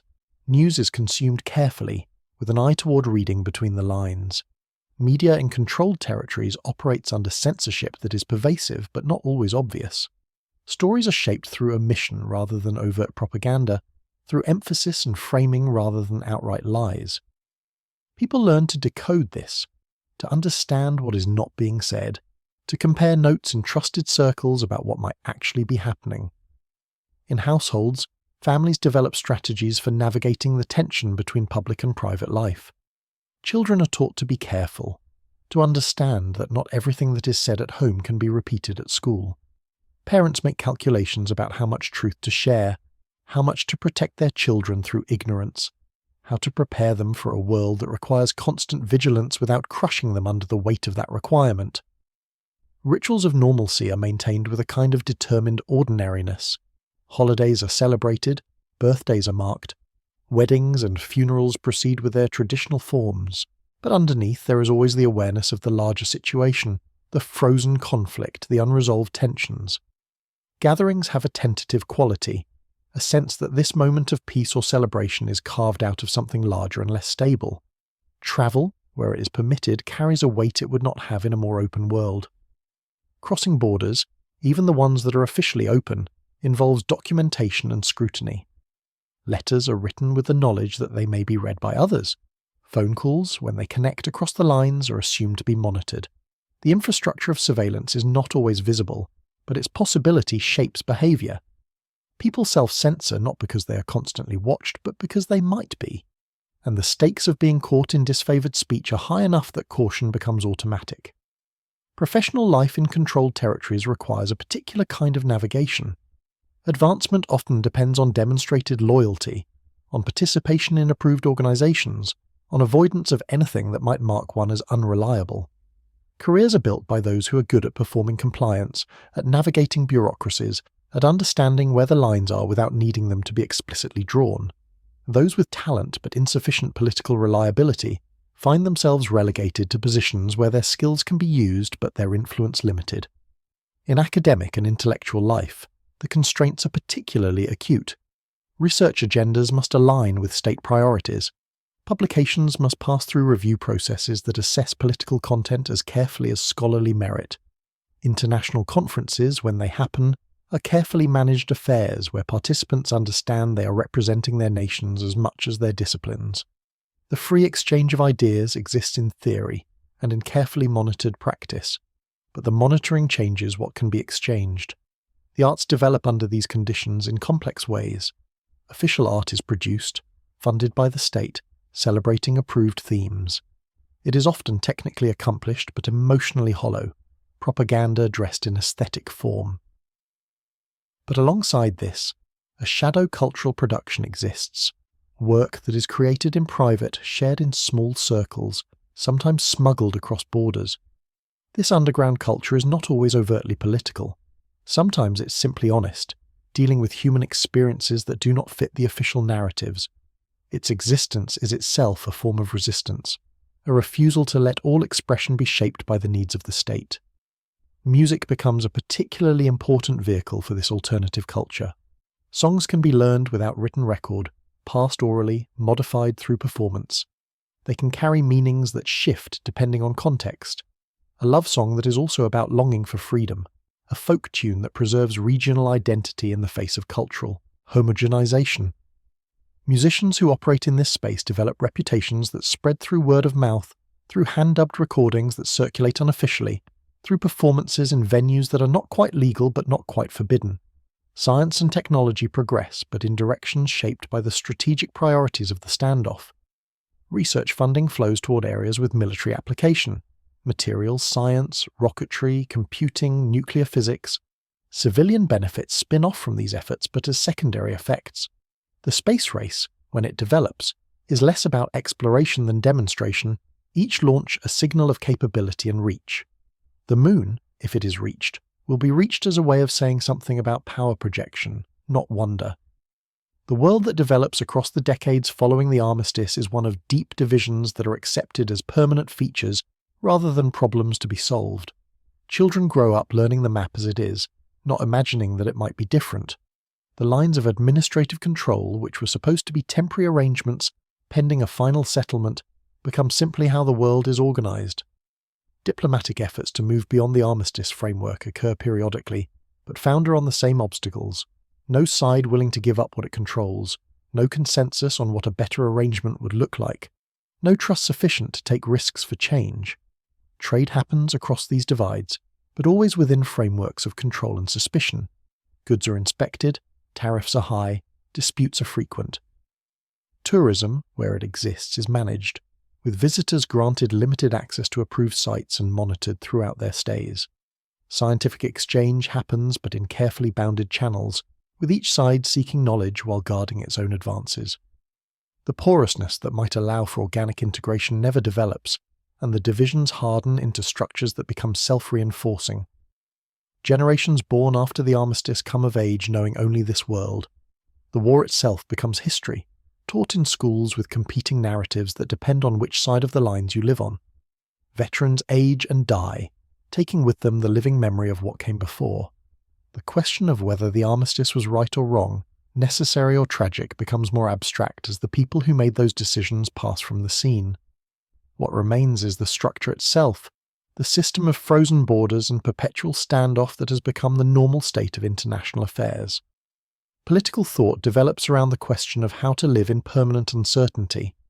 Philosophers write about the ethics of compromise, the responsibilities of generations that inherit conflicts they did not start.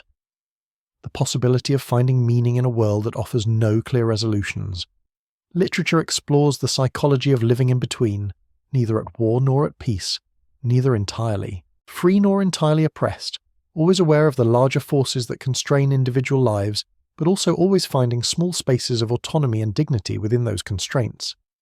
Religious and spiritual movements grapple with the theodicy of the situation, how to understand a world where such enormous suffering was followed not by resolution but by prolonged ambiguity.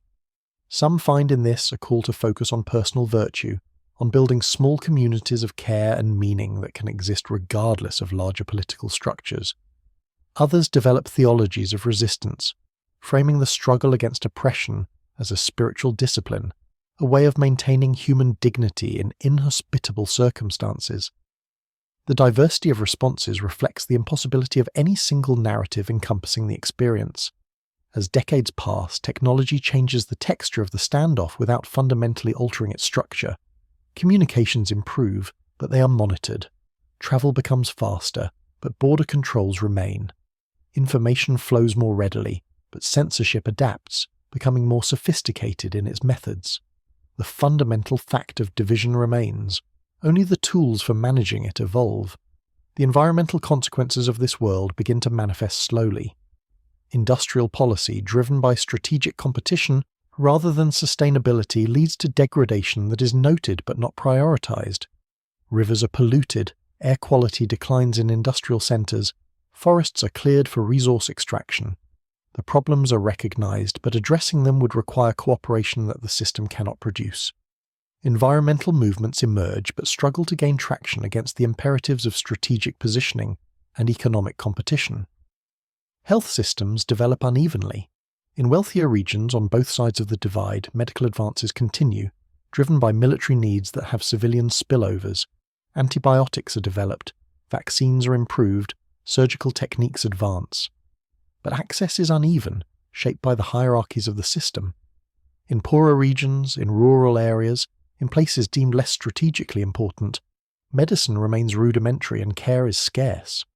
Epidemics, when they occur, are managed at borders rather than through cooperative public health efforts. The psychological toll of living in this prolonged standoff is substantial but difficult to measure. There is a baseline level of stress that becomes so normal it is hardly noticed. The awareness that stability is contingent, that the peace is frozen rather than genuine, that force remains the ultimate arbiter of disputes even if it is held in reserve. This manifests in various ways: higher rates of anxiety disorders, substance use as a coping mechanism, a dark cynicism in popular culture that treats idealism as naive and survival as the highest virtue. But there are also forms of resilience that develop. Communities that have lived through this for decades develop deep bonds of mutual support. Families treasure their private spaces as refugees from the public performance required in official contexts. Friendships are valued intensely when they are built on genuine trust rather than strategic advantage. The small joys, a good meal, a moment of laughter, a child's achievement, a garden in bloom, take on heightened significance as assertions of life against the deadening weight of the larger system.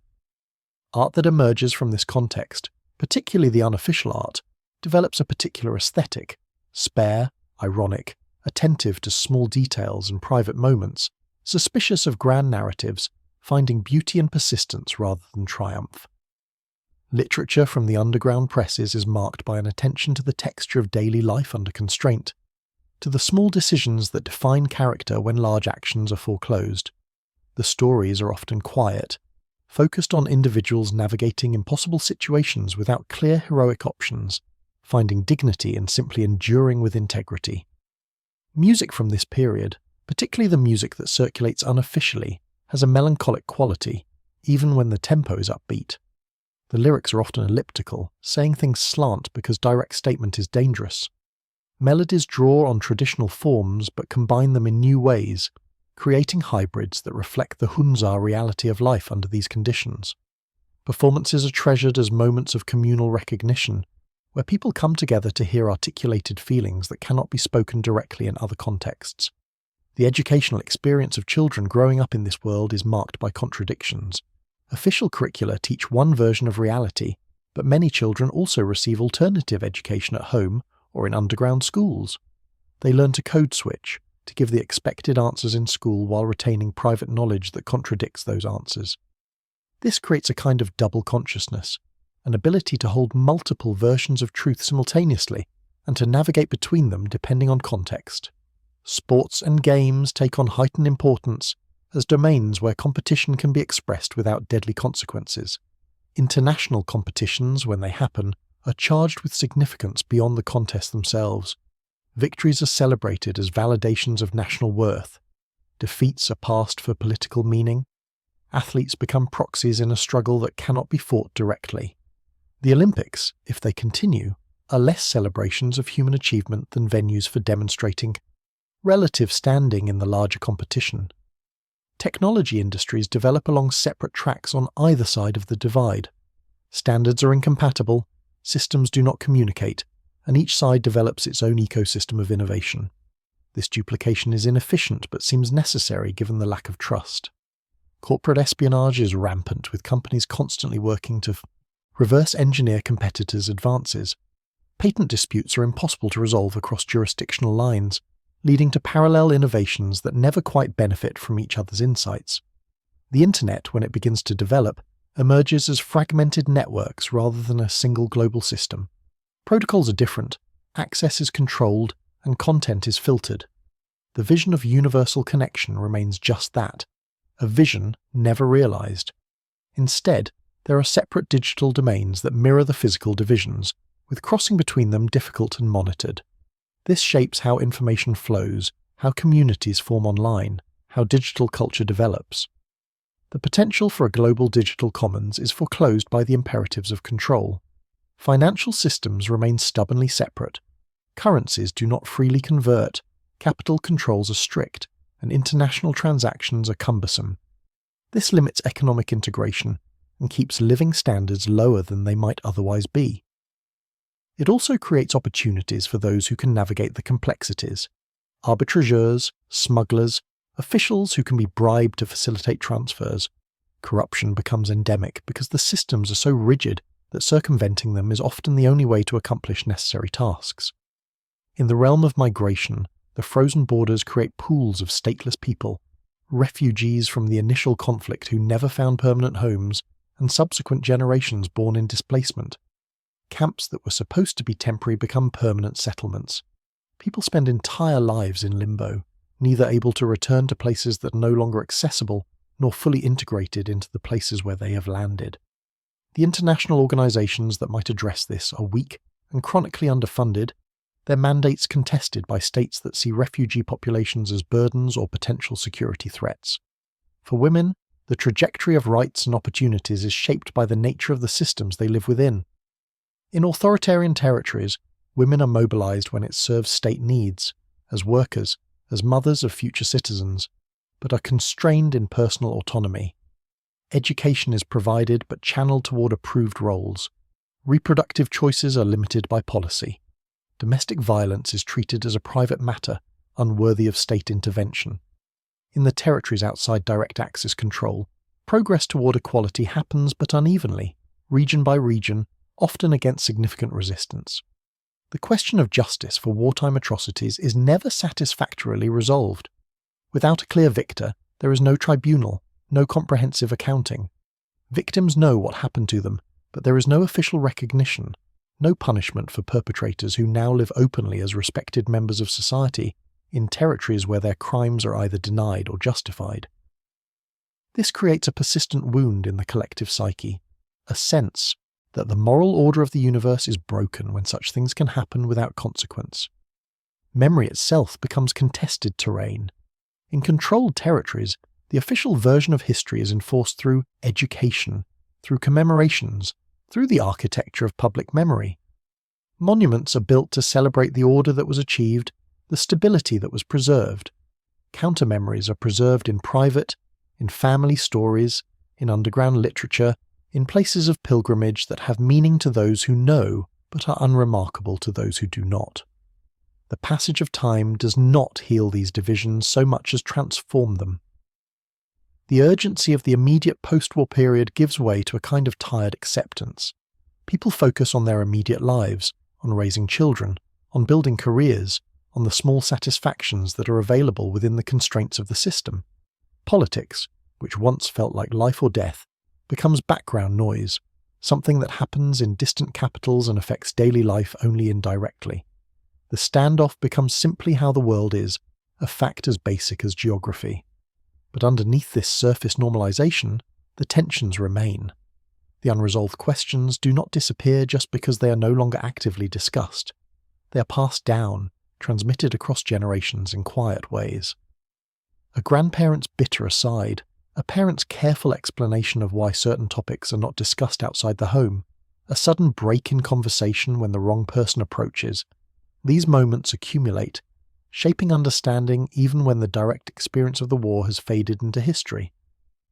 When confrontations do occur, they are sharp and dangerous precisely because there is no established mechanism for resolving them. Each incident, a border dispute, a trade disagreement, an espionage revelation, has the potential to escalate because there is no shared framework for de-escalation. Diplomacy is constant, urgent, often secret, working to prevent small frictions from becoming catastrophic ruptures. The successes are invisible. The world simply continues. The failures would be spectacular, and the knowledge of what failure would mean shapes every decision. Military forces remain on alert across the decades. Conscription continues in most territories. Young men and increasingly young women pulled into service that is described as defensive but feels like preparation. They drill, they train, they maintain equipment that is constantly upgraded to match potential adversaries. The weapons stockpiles grow, both conventional and nuclear. Defense budgets consume resources that might have gone to education, to healthcare, to infrastructure. The argument is always the same. Security requires it. The alternative is unthinkable.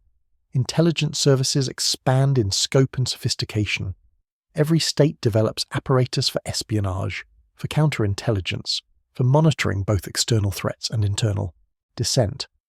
The distinction between foreign and domestic intelligence blurs. Technologies for surveillance become more powerful.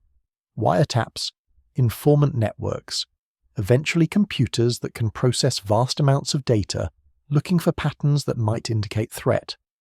The panopticon is not built all at once but assembled piece by piece, each edition justified by necessity. Cultural exchange programs exist but are carefully managed. Students who study abroad are vetted carefully before departure and debriefed upon return. Artists who travel are expected to represent national interests. Defections occur and cause scandals, musicians who refuse to return, scholars who request asylum, athletes who disappear during competitions. Each case is analysed for what it reveals about conditions on the other side, for what it might indicate about cracks in loyalty. The language people use to describe their world reflects the peculiarity of the situation. They speak of the situation when they mean the standoff, of the other side when they mean the territories beyond the line, of difficult times when they mean conditions that have persisted for decades. Euphemism becomes endemic because direct naming feels either dangerous or pointless. The result is a discourse that is elusive, indirect, requiring context to decode. Historical analogies are drawn constantly, often incorrectly. People reach for comparisons to earlier periods of frozen conflict, to empires that maintained control through combinations of force and administration, to previous eras when the world was divided. But the comparisons never quite fit because the scale is unprecedented, because the technologies are different, because the nuclear dimension creates a floor of catastrophic risk that earlier periods did not have. Philosophy and social theory attempt to make sense of the condition. Existentialists write about living in bad faith, about the ways people accommodate themselves to systems they privately despise. Political theorists map the structures of power, trying to understand how control is maintained without constant coercion, how systems reproduce themselves across generations. Critical voices emerge from underground presses, circulated hand to hand, arguing for alternatives that seem impossible within current constraints, but perhaps possible in some imagined future. Religious institutions navigate complex relationships with power. Some accommodate, finding ways to maintain their institutions by avoiding confrontation with the state. Others resist, sometimes openly, more often quietly, offering spaces where alternative values can be articulated and lived. Churches, temples, mosques become sites of both conformity and dissent, often simultaneously, with different layers of activity visible depending on who is looking. The question of whether the armistice was inevitable or could have been avoided becomes a topic of endless historical debate. Scholars in different regions working from different archives with different levels of access produce competing accounts. Some argue that continuation was possible, that with different leadership or different strategies the war could have been won. Others contend that the limits were real, that the armistice was the least bad option available given the constraints. The debate is unresolvable because the counterfactuals cannot be tested, but it continues because the question of whether the world had to be this way remains urgent. As the century moves toward its end, the generation that remembers the war begins to disappear entirely. Their passing removes the last direct link to the before times, to the world that existed prior to the conflict and the frozen peace that followed. History becomes fully history, no longer living memory. This changes how it is taught, how it is remembered, what lessons are drawn from it. The armistice, once a traumatic rupture, becomes simply the origin point of the current order, the moment when the world took the shape it has kept. Younger generations, who have never known anything else, have different relationships to the situation. For them, the divisions are not wounds but facts. The borders are not lines of control but simply borders. The constraints are not impositions but the structure within which life happens. This creates a certain kind of pragmatism, less anger at the situation, less longing for alternative, more focus on navigating what is. But it also creates, in some, a hunger for something more, a sense that this frozen condition cannot be the final state of human affairs, that history must eventually move again. Social movements that emerge in this later period have a different character than the resistance of earlier decades. They are less about restoration. less about returning to a previous state, more about pushing towards something new that has never existed. They take up causes that transcend the Cold War divisions: environmental protection, human rights, economic justice. They try to build networks across the lines, connections that bypass official channels. Their success is limited but not zero. Small spaces of cooperation open, tentative and fragile but real. Technology continues to evolve, and with it new possibilities and new dangers. Computing becomes more powerful, enabling surveillance but also encryption, control but also coordination among resistors. The arms race extends into new domains: cyber capabilities, space-based systems, bioweapons. Each technological frontier becomes a new arena of competition, with the familiar pattern repeating. One side achieves advantage, others scramble to catch up, equilibrium is re-established at a higher level of destructive potential. The environmental degradation that was ignored for decades begins to produce unavoidable consequences. Crops fail, water supplies are contaminated, weather patterns shift. These problems do not respect borders, and addressing them requires cooperation that the system makes difficult. Some coordination happens driven by shared necessity, but it is grudging and incomplete. The possibility exists for crisis to force integration, but also for crisis to deepen divisions as regions fight over shrinking resources. Economic pressures mount as the inefficiencies of divided systems compound. Growth slows, living standards stagnate, younger generations face worse prospects than their parents. This creates internal pressures within territories: labour unrest, political movements demanding reform, brain drain as talented people seek opportunities elsewhere. The stability that was supposed to be the dividend of the frozen peace begins to look less stable. At the same time, the sheer passage of time has created constituencies invested in the current order.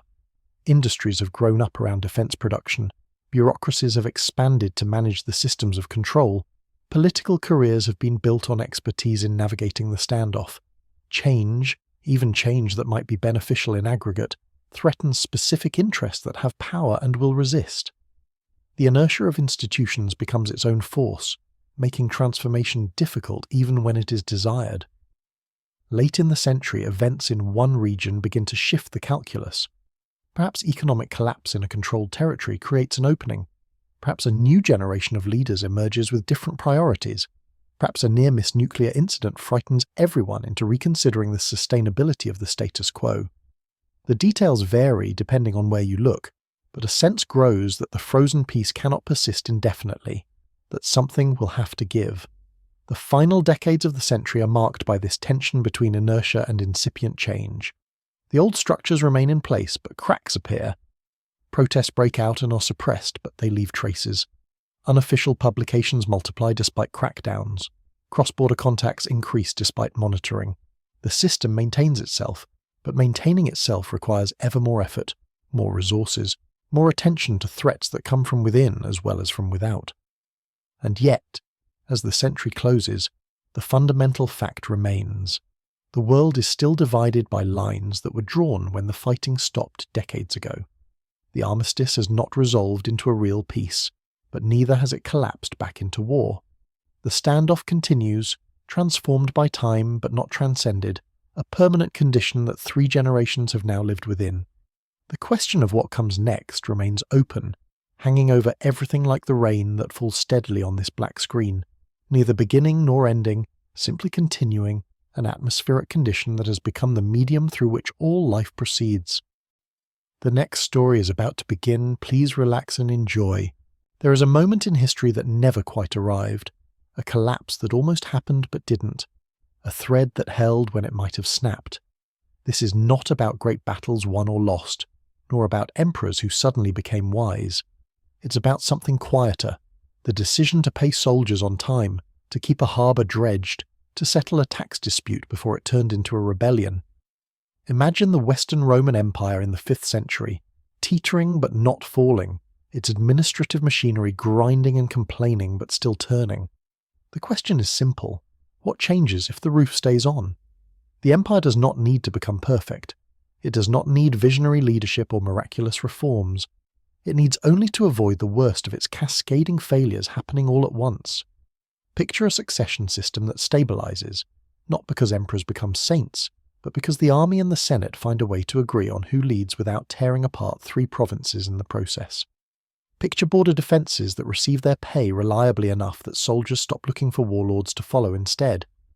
Picture a tax system that, while never beloved, becomes predictable and locally negotiated rather than a sudden demand that strips a region bare and sends farmers fleeing into the hills. These are not glamorous fixes. They are the dull work of keeping institutions alive. What happens when the machinery keeps running is that the small things, those invisible sinews of trade, communication and habit, do not snap. A merchant in Massilia knows that the grain ships from North Africa will arrive in summer, as they always have. A mason in Lugdunum can still order lead pipes from a supplier 2 provinces away, because the roads are patrolled and the coinage is recognisable. A clerk in Ravenna copies legal precedents into fresh ledgers, knowing that courts in Hispania and Britannia will refer to the same texts. This is the sleepy power of continuity. It is not dramatic. It does not announce itself. But it changes everything. Consider the Mediterranean as it was, a network of ports, each one a node in a vast system of exchange.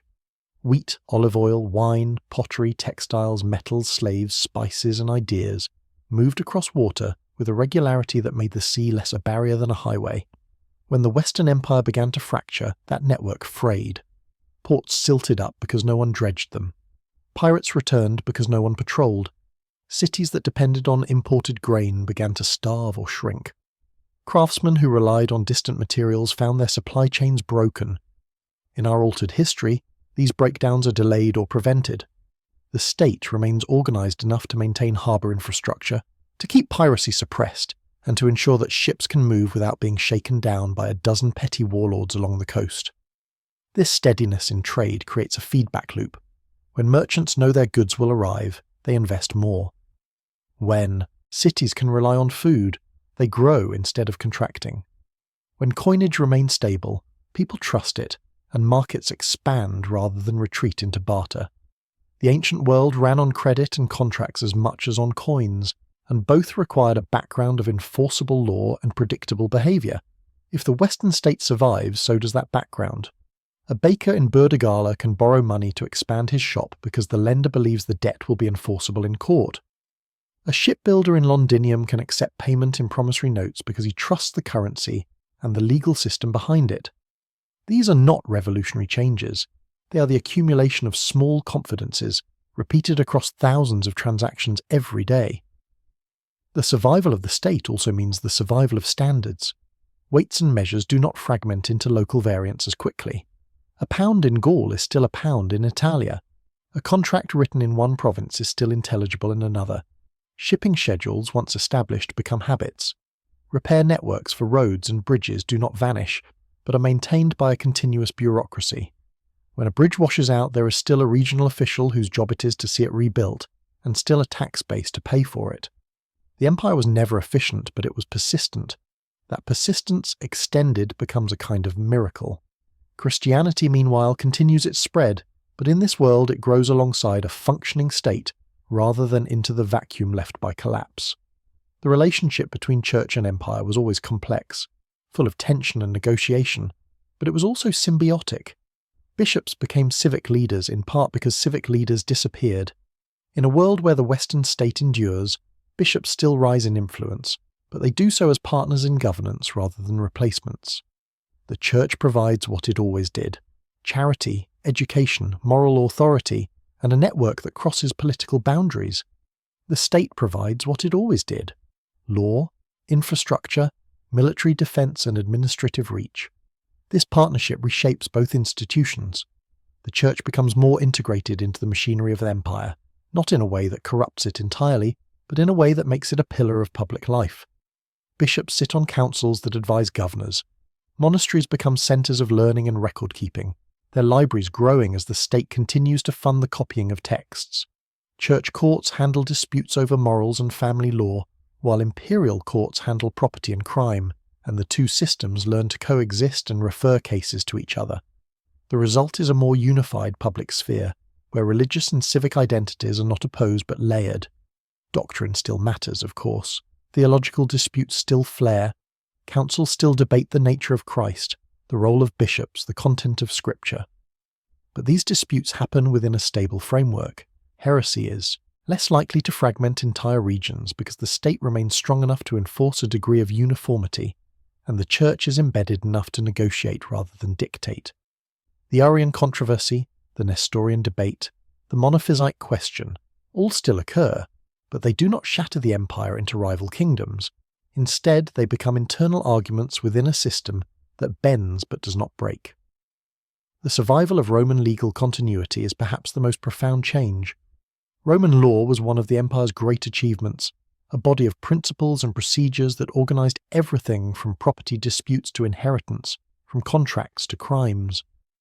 When the Western Empire collapsed, that legal tradition survived in fragments, preserved by the Church, remembered in barbarian codes, eventually rediscovered and revived in the Middle Ages. But in our alternate history, it never needs rediscovering. It simply continues. Imagine a Europe where courts operate with the same basic legal framework from Spain to Britain to North Africa. Property law is standardized. Contracts are enforceable across provinces. Citizenship is not a dead concept, but a living one, evolving slowly as the empire evolves. In the historical Middle Ages, law became hyperlocal and personal, tied to feudal relationships and customary practice.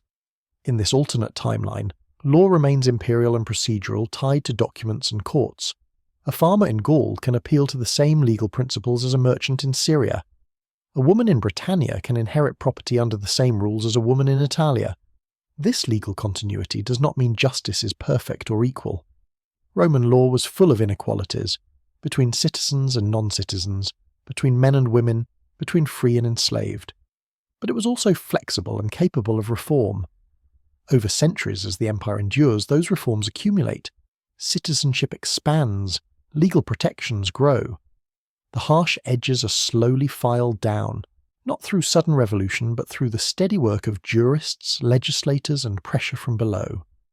The medieval concept of the king's justice never fully replaces the idea of the law, because the law remains older and more authoritative than any single ruler. Language, too, follows a different path.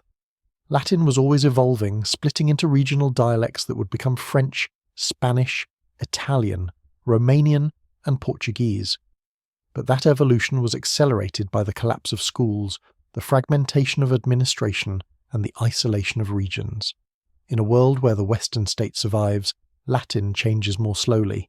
Schools remain open, teaching a standardized form of the language. Bureaucrats continue to write in Latin across provinces, creating a common written standard. Churches conduct liturgy in Latin everywhere, reinforcing a shared linguistic backbone. Regional dialects still develop, of course. A farmer in Gaul does not speak the same Latin as a clerk in Rome, but the distance between them is smaller. The educated elite across the empire can still communicate easily. Legal documents, religious texts, and administrative orders all use a Latin that remains mutually intelligible. The linguistic map of Europe does not fracture into a dozen incomprehensible tongues. Instead, a diglossia emerges, local spoken forms for daily life, formal Latin for writing, and official business. This linguistic unity makes cultural and intellectual exchange easier. Ideas spread faster. Innovations are shared more readily. The sense of a common civilization persists. Knowledge becomes cumulative in a way it was not in our history. The ancient world had achieved remarkable things. Aqueducts, concrete public health systems, surveying techniques, legal codes, agricultural manuals, medical texts, philosophical treatises. Much of that knowledge was lost or forgotten in the West after Rome's collapse, only to be painstakingly recovered centuries later. In this alternate timeline, the knowledge never vanishes. It is maintained, copied, taught, and slowly improved. Libraries do not burn or decay into ruin. They are maintained by the state and the church, their collections growing rather than shrinking. Monasteries become centres of learning, but so do imperial academies, which continue to train administrators, lawyers, and engineers. Medical knowledge advances incrementally as texts are preserved, and physicians share their findings across provinces. Architectural techniques improve as engineers have access to centuries of accumulated records. Agricultural methods spread as manuals are copied and distributed. Shipbuilding becomes more sophisticated as each generation builds on the last. Sanitation systems are not only maintained but expanded as cities grow and the state invests in public health. This does not mean progress is rapid or dramatic. Ancient technology had real limits, and those limits do not disappear, but the baseline is higher. The floor beneath which knowledge does not fall is much higher. A medieval mason in this timeline has access to Roman construction manuals that were never lost. A medieval physician has access to Galen and Hippocrates, not as distant legends, but as the foundation of his training. A medieval lawyer has access to the entire corpus of Roman legal thought, continuously updated and annotated.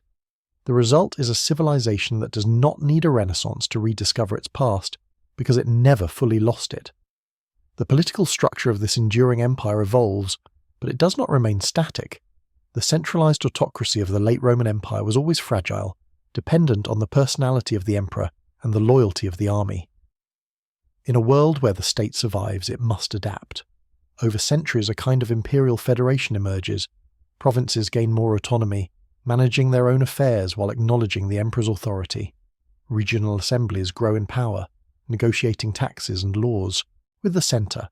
Cities retain their ancient privileges and expand them, becoming semi-autonomous units within the larger framework.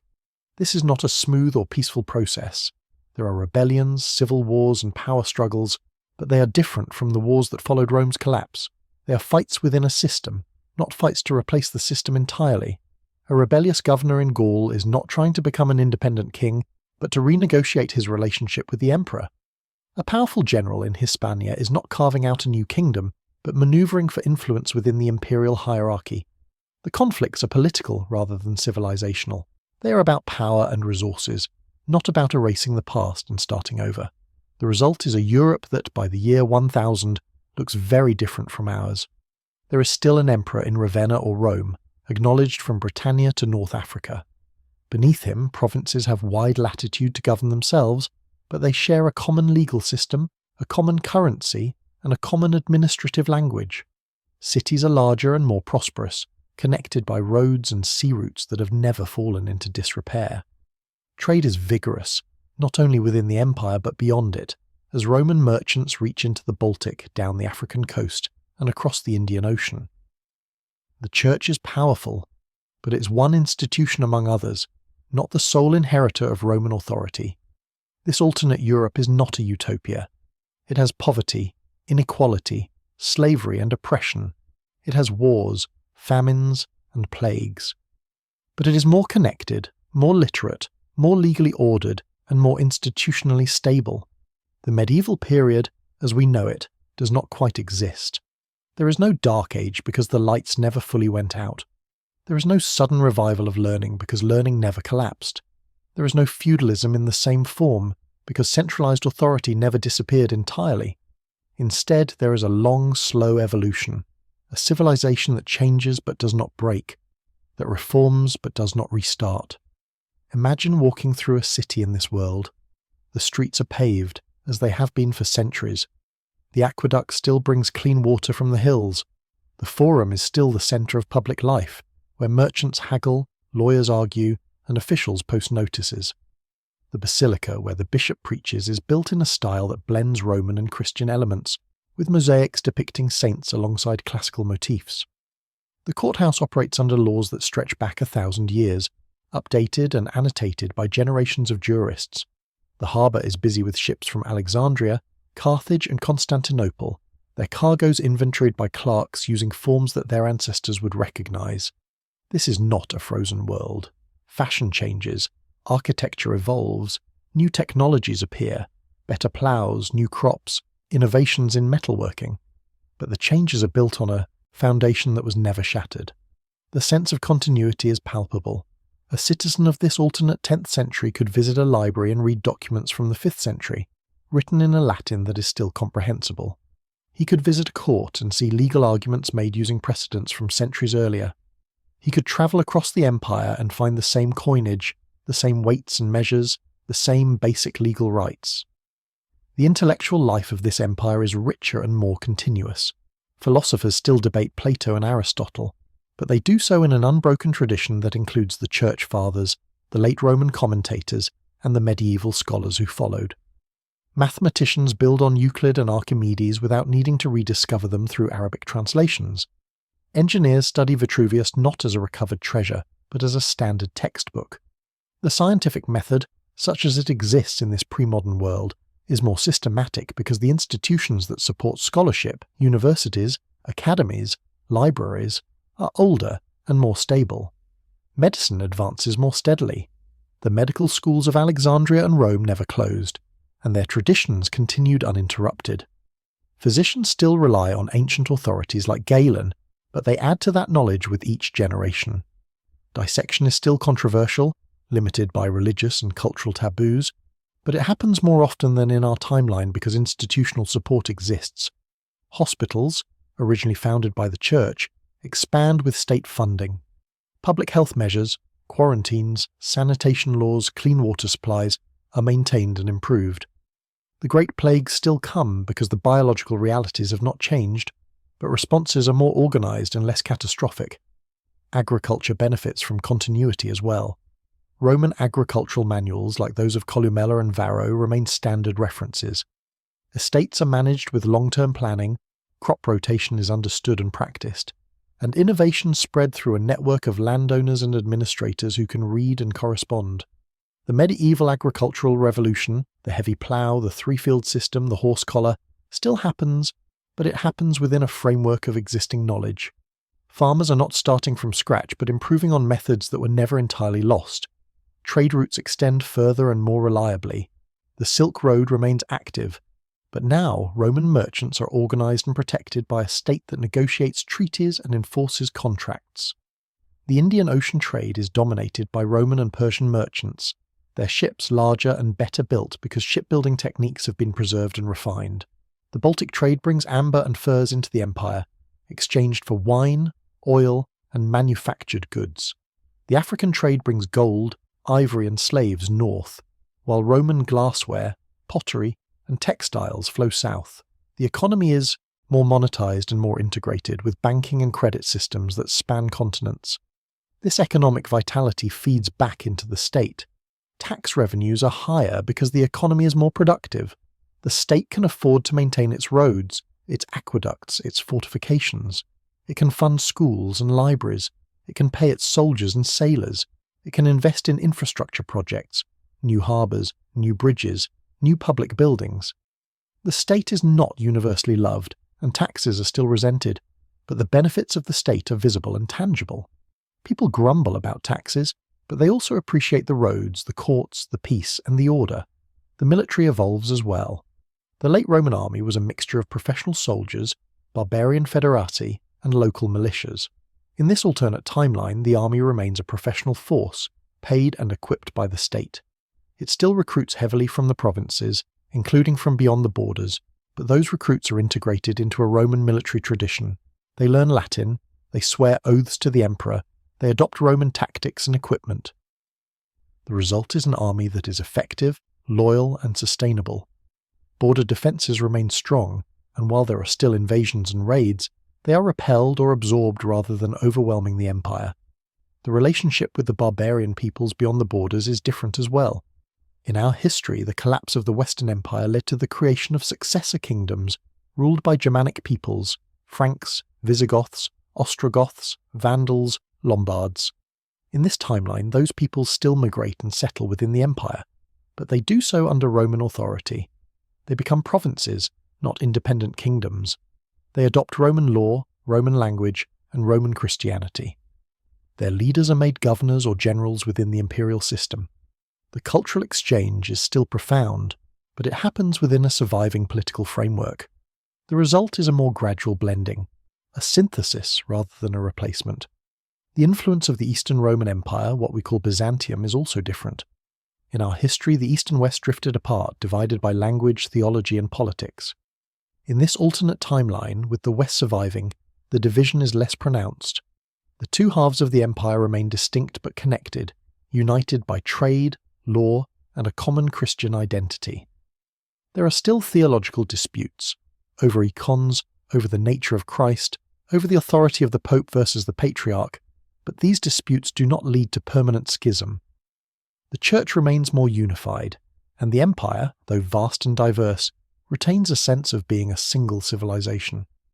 This unity extends to the Islamic world as well. When Islam arises in the 7th century, it encounters a Roman Empire that is stronger and more cohesive than in our timeline. The initial Islamic conquests still happen. The energy and conviction of the early Muslim community are not diminished, but the results are different. The eastern provinces, Syria, Egypt, North Africa, are still lost because the empire cannot hold them against such determined opposition. But the loss is less catastrophic. The empire retrenches, fortifies, and holds the line in Anatolia and the Mediterranean. The Islamic world and the Roman world become two great civilizations facing each other across the sea, trading and fighting, influencing and learning from each other. This ongoing contact between the Roman and Islamic worlds accelerates intellectual exchange. Greek philosophy, preserved and translated by Muslim scholars, flows back into the Roman Empire not as a rediscovery but as a continuation. Arabic numerals and algebra are adopted more quickly. Medical and astronomical knowledge is shared. The rivalry is real and sometimes violent, but it is also productive. Both civilizations are enriched by the encounter. The Europe that emerges from this history is not the Europe we know. The nation-states that define modern Europe, France, Spain, England, Germany, do not form in the same way. Instead, there are imperial provinces with distinct identities but shared institutions. Gaul is not France. It is a province of the empire with its own dialect, customs and traditions, but also with Roman law, Roman administration, and a sense of belonging to a larger whole. Hispania is not Spain. It is a diverse region that includes Latin-speaking Christians, Berber settlers, and Jewish communities, all living under the same legal system. Britannia is not England. It is a remote province, less Romanized than the south, but still connected to the Mediterranean world by trade, law, and language. This does not mean local identities disappear. On the contrary, regional cultures flourish within the imperial framework. The empire is not a monolith, but a mosaic, a collection of distinct pieces held together by shared institutions. People identify as Gallic or Hispanic or British, but they also identify as Roman, as citizens of a common civilization. This dual identity, local and imperial, shapes politics, culture, and daily life. The cities of this empire are the heart of its civilization. Urbanization never reversed as it did in our timeline. Cities like Rome, Ravenna, Milan, Lyon, Cordoba, London, and Carthage remain large and vibrant. They are centers of trade, learning, administration, and culture. They have public baths, theaters, libraries, and forums. They are connected by roads and sea routes that make travel relatively safe and fast. A merchant or scholar can travel from one end of the empire to the other, finding familiar institutions and languages in each city. This mobility fosters a cosmopolitan culture, where ideas and innovations spread quickly. The countryside is different too. In our history, the collapse of the empire led to the rise of self-sufficient estates and the decline of markets. In this timeline, the countryside remains integrated into the market economy. Farmers produce for urban markets, not just for local consumption. They use Roman roads to transport their goods and Roman coinage to buy what they need. They are subject to Roman law and can appeal to Roman courts. The result is a more prosperous and legally protected peasantry. There is still inequality, still exploitation, but the extremes of serfdom do not develop. Farmers are more likely to be free tenants or small landowners than bound labourers. Religion continues to shape this world profoundly. Christianity remains the dominant faith, but it is not monolithic. The church is powerful, but it must negotiate with the state and with local traditions. There are still heresies and schisms, still debates over doctrine and practice, but these conflicts are managed within a stable institutional framework. The church runs schools, hospitals, and charities. It provides moral guidance and spiritual comfort. It also wields political power, but that power is balanced by the emperor, the senate, and the provincial assemblies. The result is a more pluralistic public sphere, where religious and secular authorities coexist and compete. Judaism remains a significant minority within the empire. In our history, Jewish communities faced persecution and expulsion, but they also maintained a presence throughout Europe and the Mediterranean. In this timeline, with Roman law protecting property and contracts, Jewish communities thrive as traders, craftsmen, and scholars. They maintain their own courts and customs, as Roman law allows for communal autonomy. The relationship is not always easy, there are still episodes of violence and discrimination, but the legal framework provides a degree of protection that was absent in the fragmented medieval world. Jewish scholars contribute to the intellectual life of the empire, translating texts, engaging in philosophical debates, and serving as intermediaries in trade with the Islamic world. As centuries pass, the empire continues to evolve. By the year 1200, it looks more like a confederation than a centralized autocracy. The emperor is still the symbolic head, but real power is shared among provincial governors, urban councils, church leaders, and military commanders. The system is complex and sometimes chaotic, with constant negotiations and conflicts over authority and resources. But it works. The empire does not collapse. It bends, adapts, and endures. Technology continues to advance, though not at the pace of the modern world. Windmills and watermills spread, harnessing natural power for grinding grain, sawing wood, and powering bellows. Metalworking improves, producing better tools, weapons, and machinery.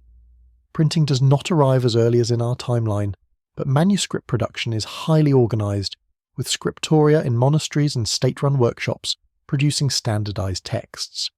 The result is higher literacy and wider access to knowledge. The Renaissance as we know it does not happen because it is not needed. There is no sudden rediscovery of classical learning, because classical learning never went away. Instead, there is a continuous intellectual tradition that includes the ancients, the church fathers, and the medieval scholars. Art and literature evolve gradually, experimenting with new forms and styles without the sense of a dramatic break with the past. The humanist ideal of the educated citizen is never lost, because the empire always valued education and civic participation. The Protestant Reformation also looks different. In our history, the Reformation was partly a response to the corruption and rigidity of the medieval church. In this timeline, with the church more integrated into the state and more subject to secular oversight, the same grievances exist but are addressed differently. Reformers call for changes, and some of those changes are implemented through councils and legislation. There are still splits and disputes, but they are less likely to fragment the church entirely. The result is a more diverse but still unified Christian tradition, with different practices and emphases in different regions but a shared institutional framework. The exploration of the wider world also proceeds differently. The Roman Empire already has a presence in North Africa, and it extends that presence southward, driven by trade and curiosity. Roman ships, building on centuries of maritime tradition, venture further down the African coast and across the Atlantic. The encounter with the Americas, when it comes, is different. The Romans, like the Europeans in our history, bring diseases, weapons, and ambitions.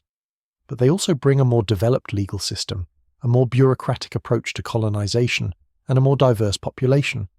The impact on indigenous peoples is still catastrophic, but the nature of colonization is different, more organized, more legalistic, and more complex. This alternate world is not better in every way. It has its own injustices, its own tragedies, its own failures.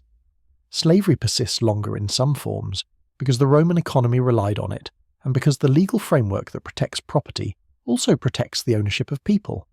Women remain subordinate in law and custom, though the continuity of Roman law does provide some protections for property and inheritance. War remains a constant, because human nature has not changed. Disease and famine still devastate populations, because the biological and environmental realities are the same. But this world is also different in important ways. It is more connected, more literate, more legally ordered. It has a stronger sense of history and continuity. It has institutions that are older and more resilient. It has a culture that values education, law, and civic participation. It has avoided the complete collapse and fragmentation that defined the medieval period in our history. The result is a civilization that is richer, more complex, and more capable of managing change. Imagine finally standing in a street in this alternate world. It is raining, and the water runs in channels cut into the stone pavement 1,000 years ago. You take shelter under a colonnade, its columns carved with inscriptions in Latin that you can read if you have had any education. Across the square, a courthouse operates under laws that date back to the Emperor Justinian and beyond. their principles updated by centuries of jurists but recognisable to a lawyer from the ancient world. In the harbour, ships are unloading goods from Alexandria and loading others bound for Londinium, following schedules and routes that have been maintained for generations. Nearby, a church bell rings, calling the faithful to prayer in a building that combines Roman and Christian architectural traditions.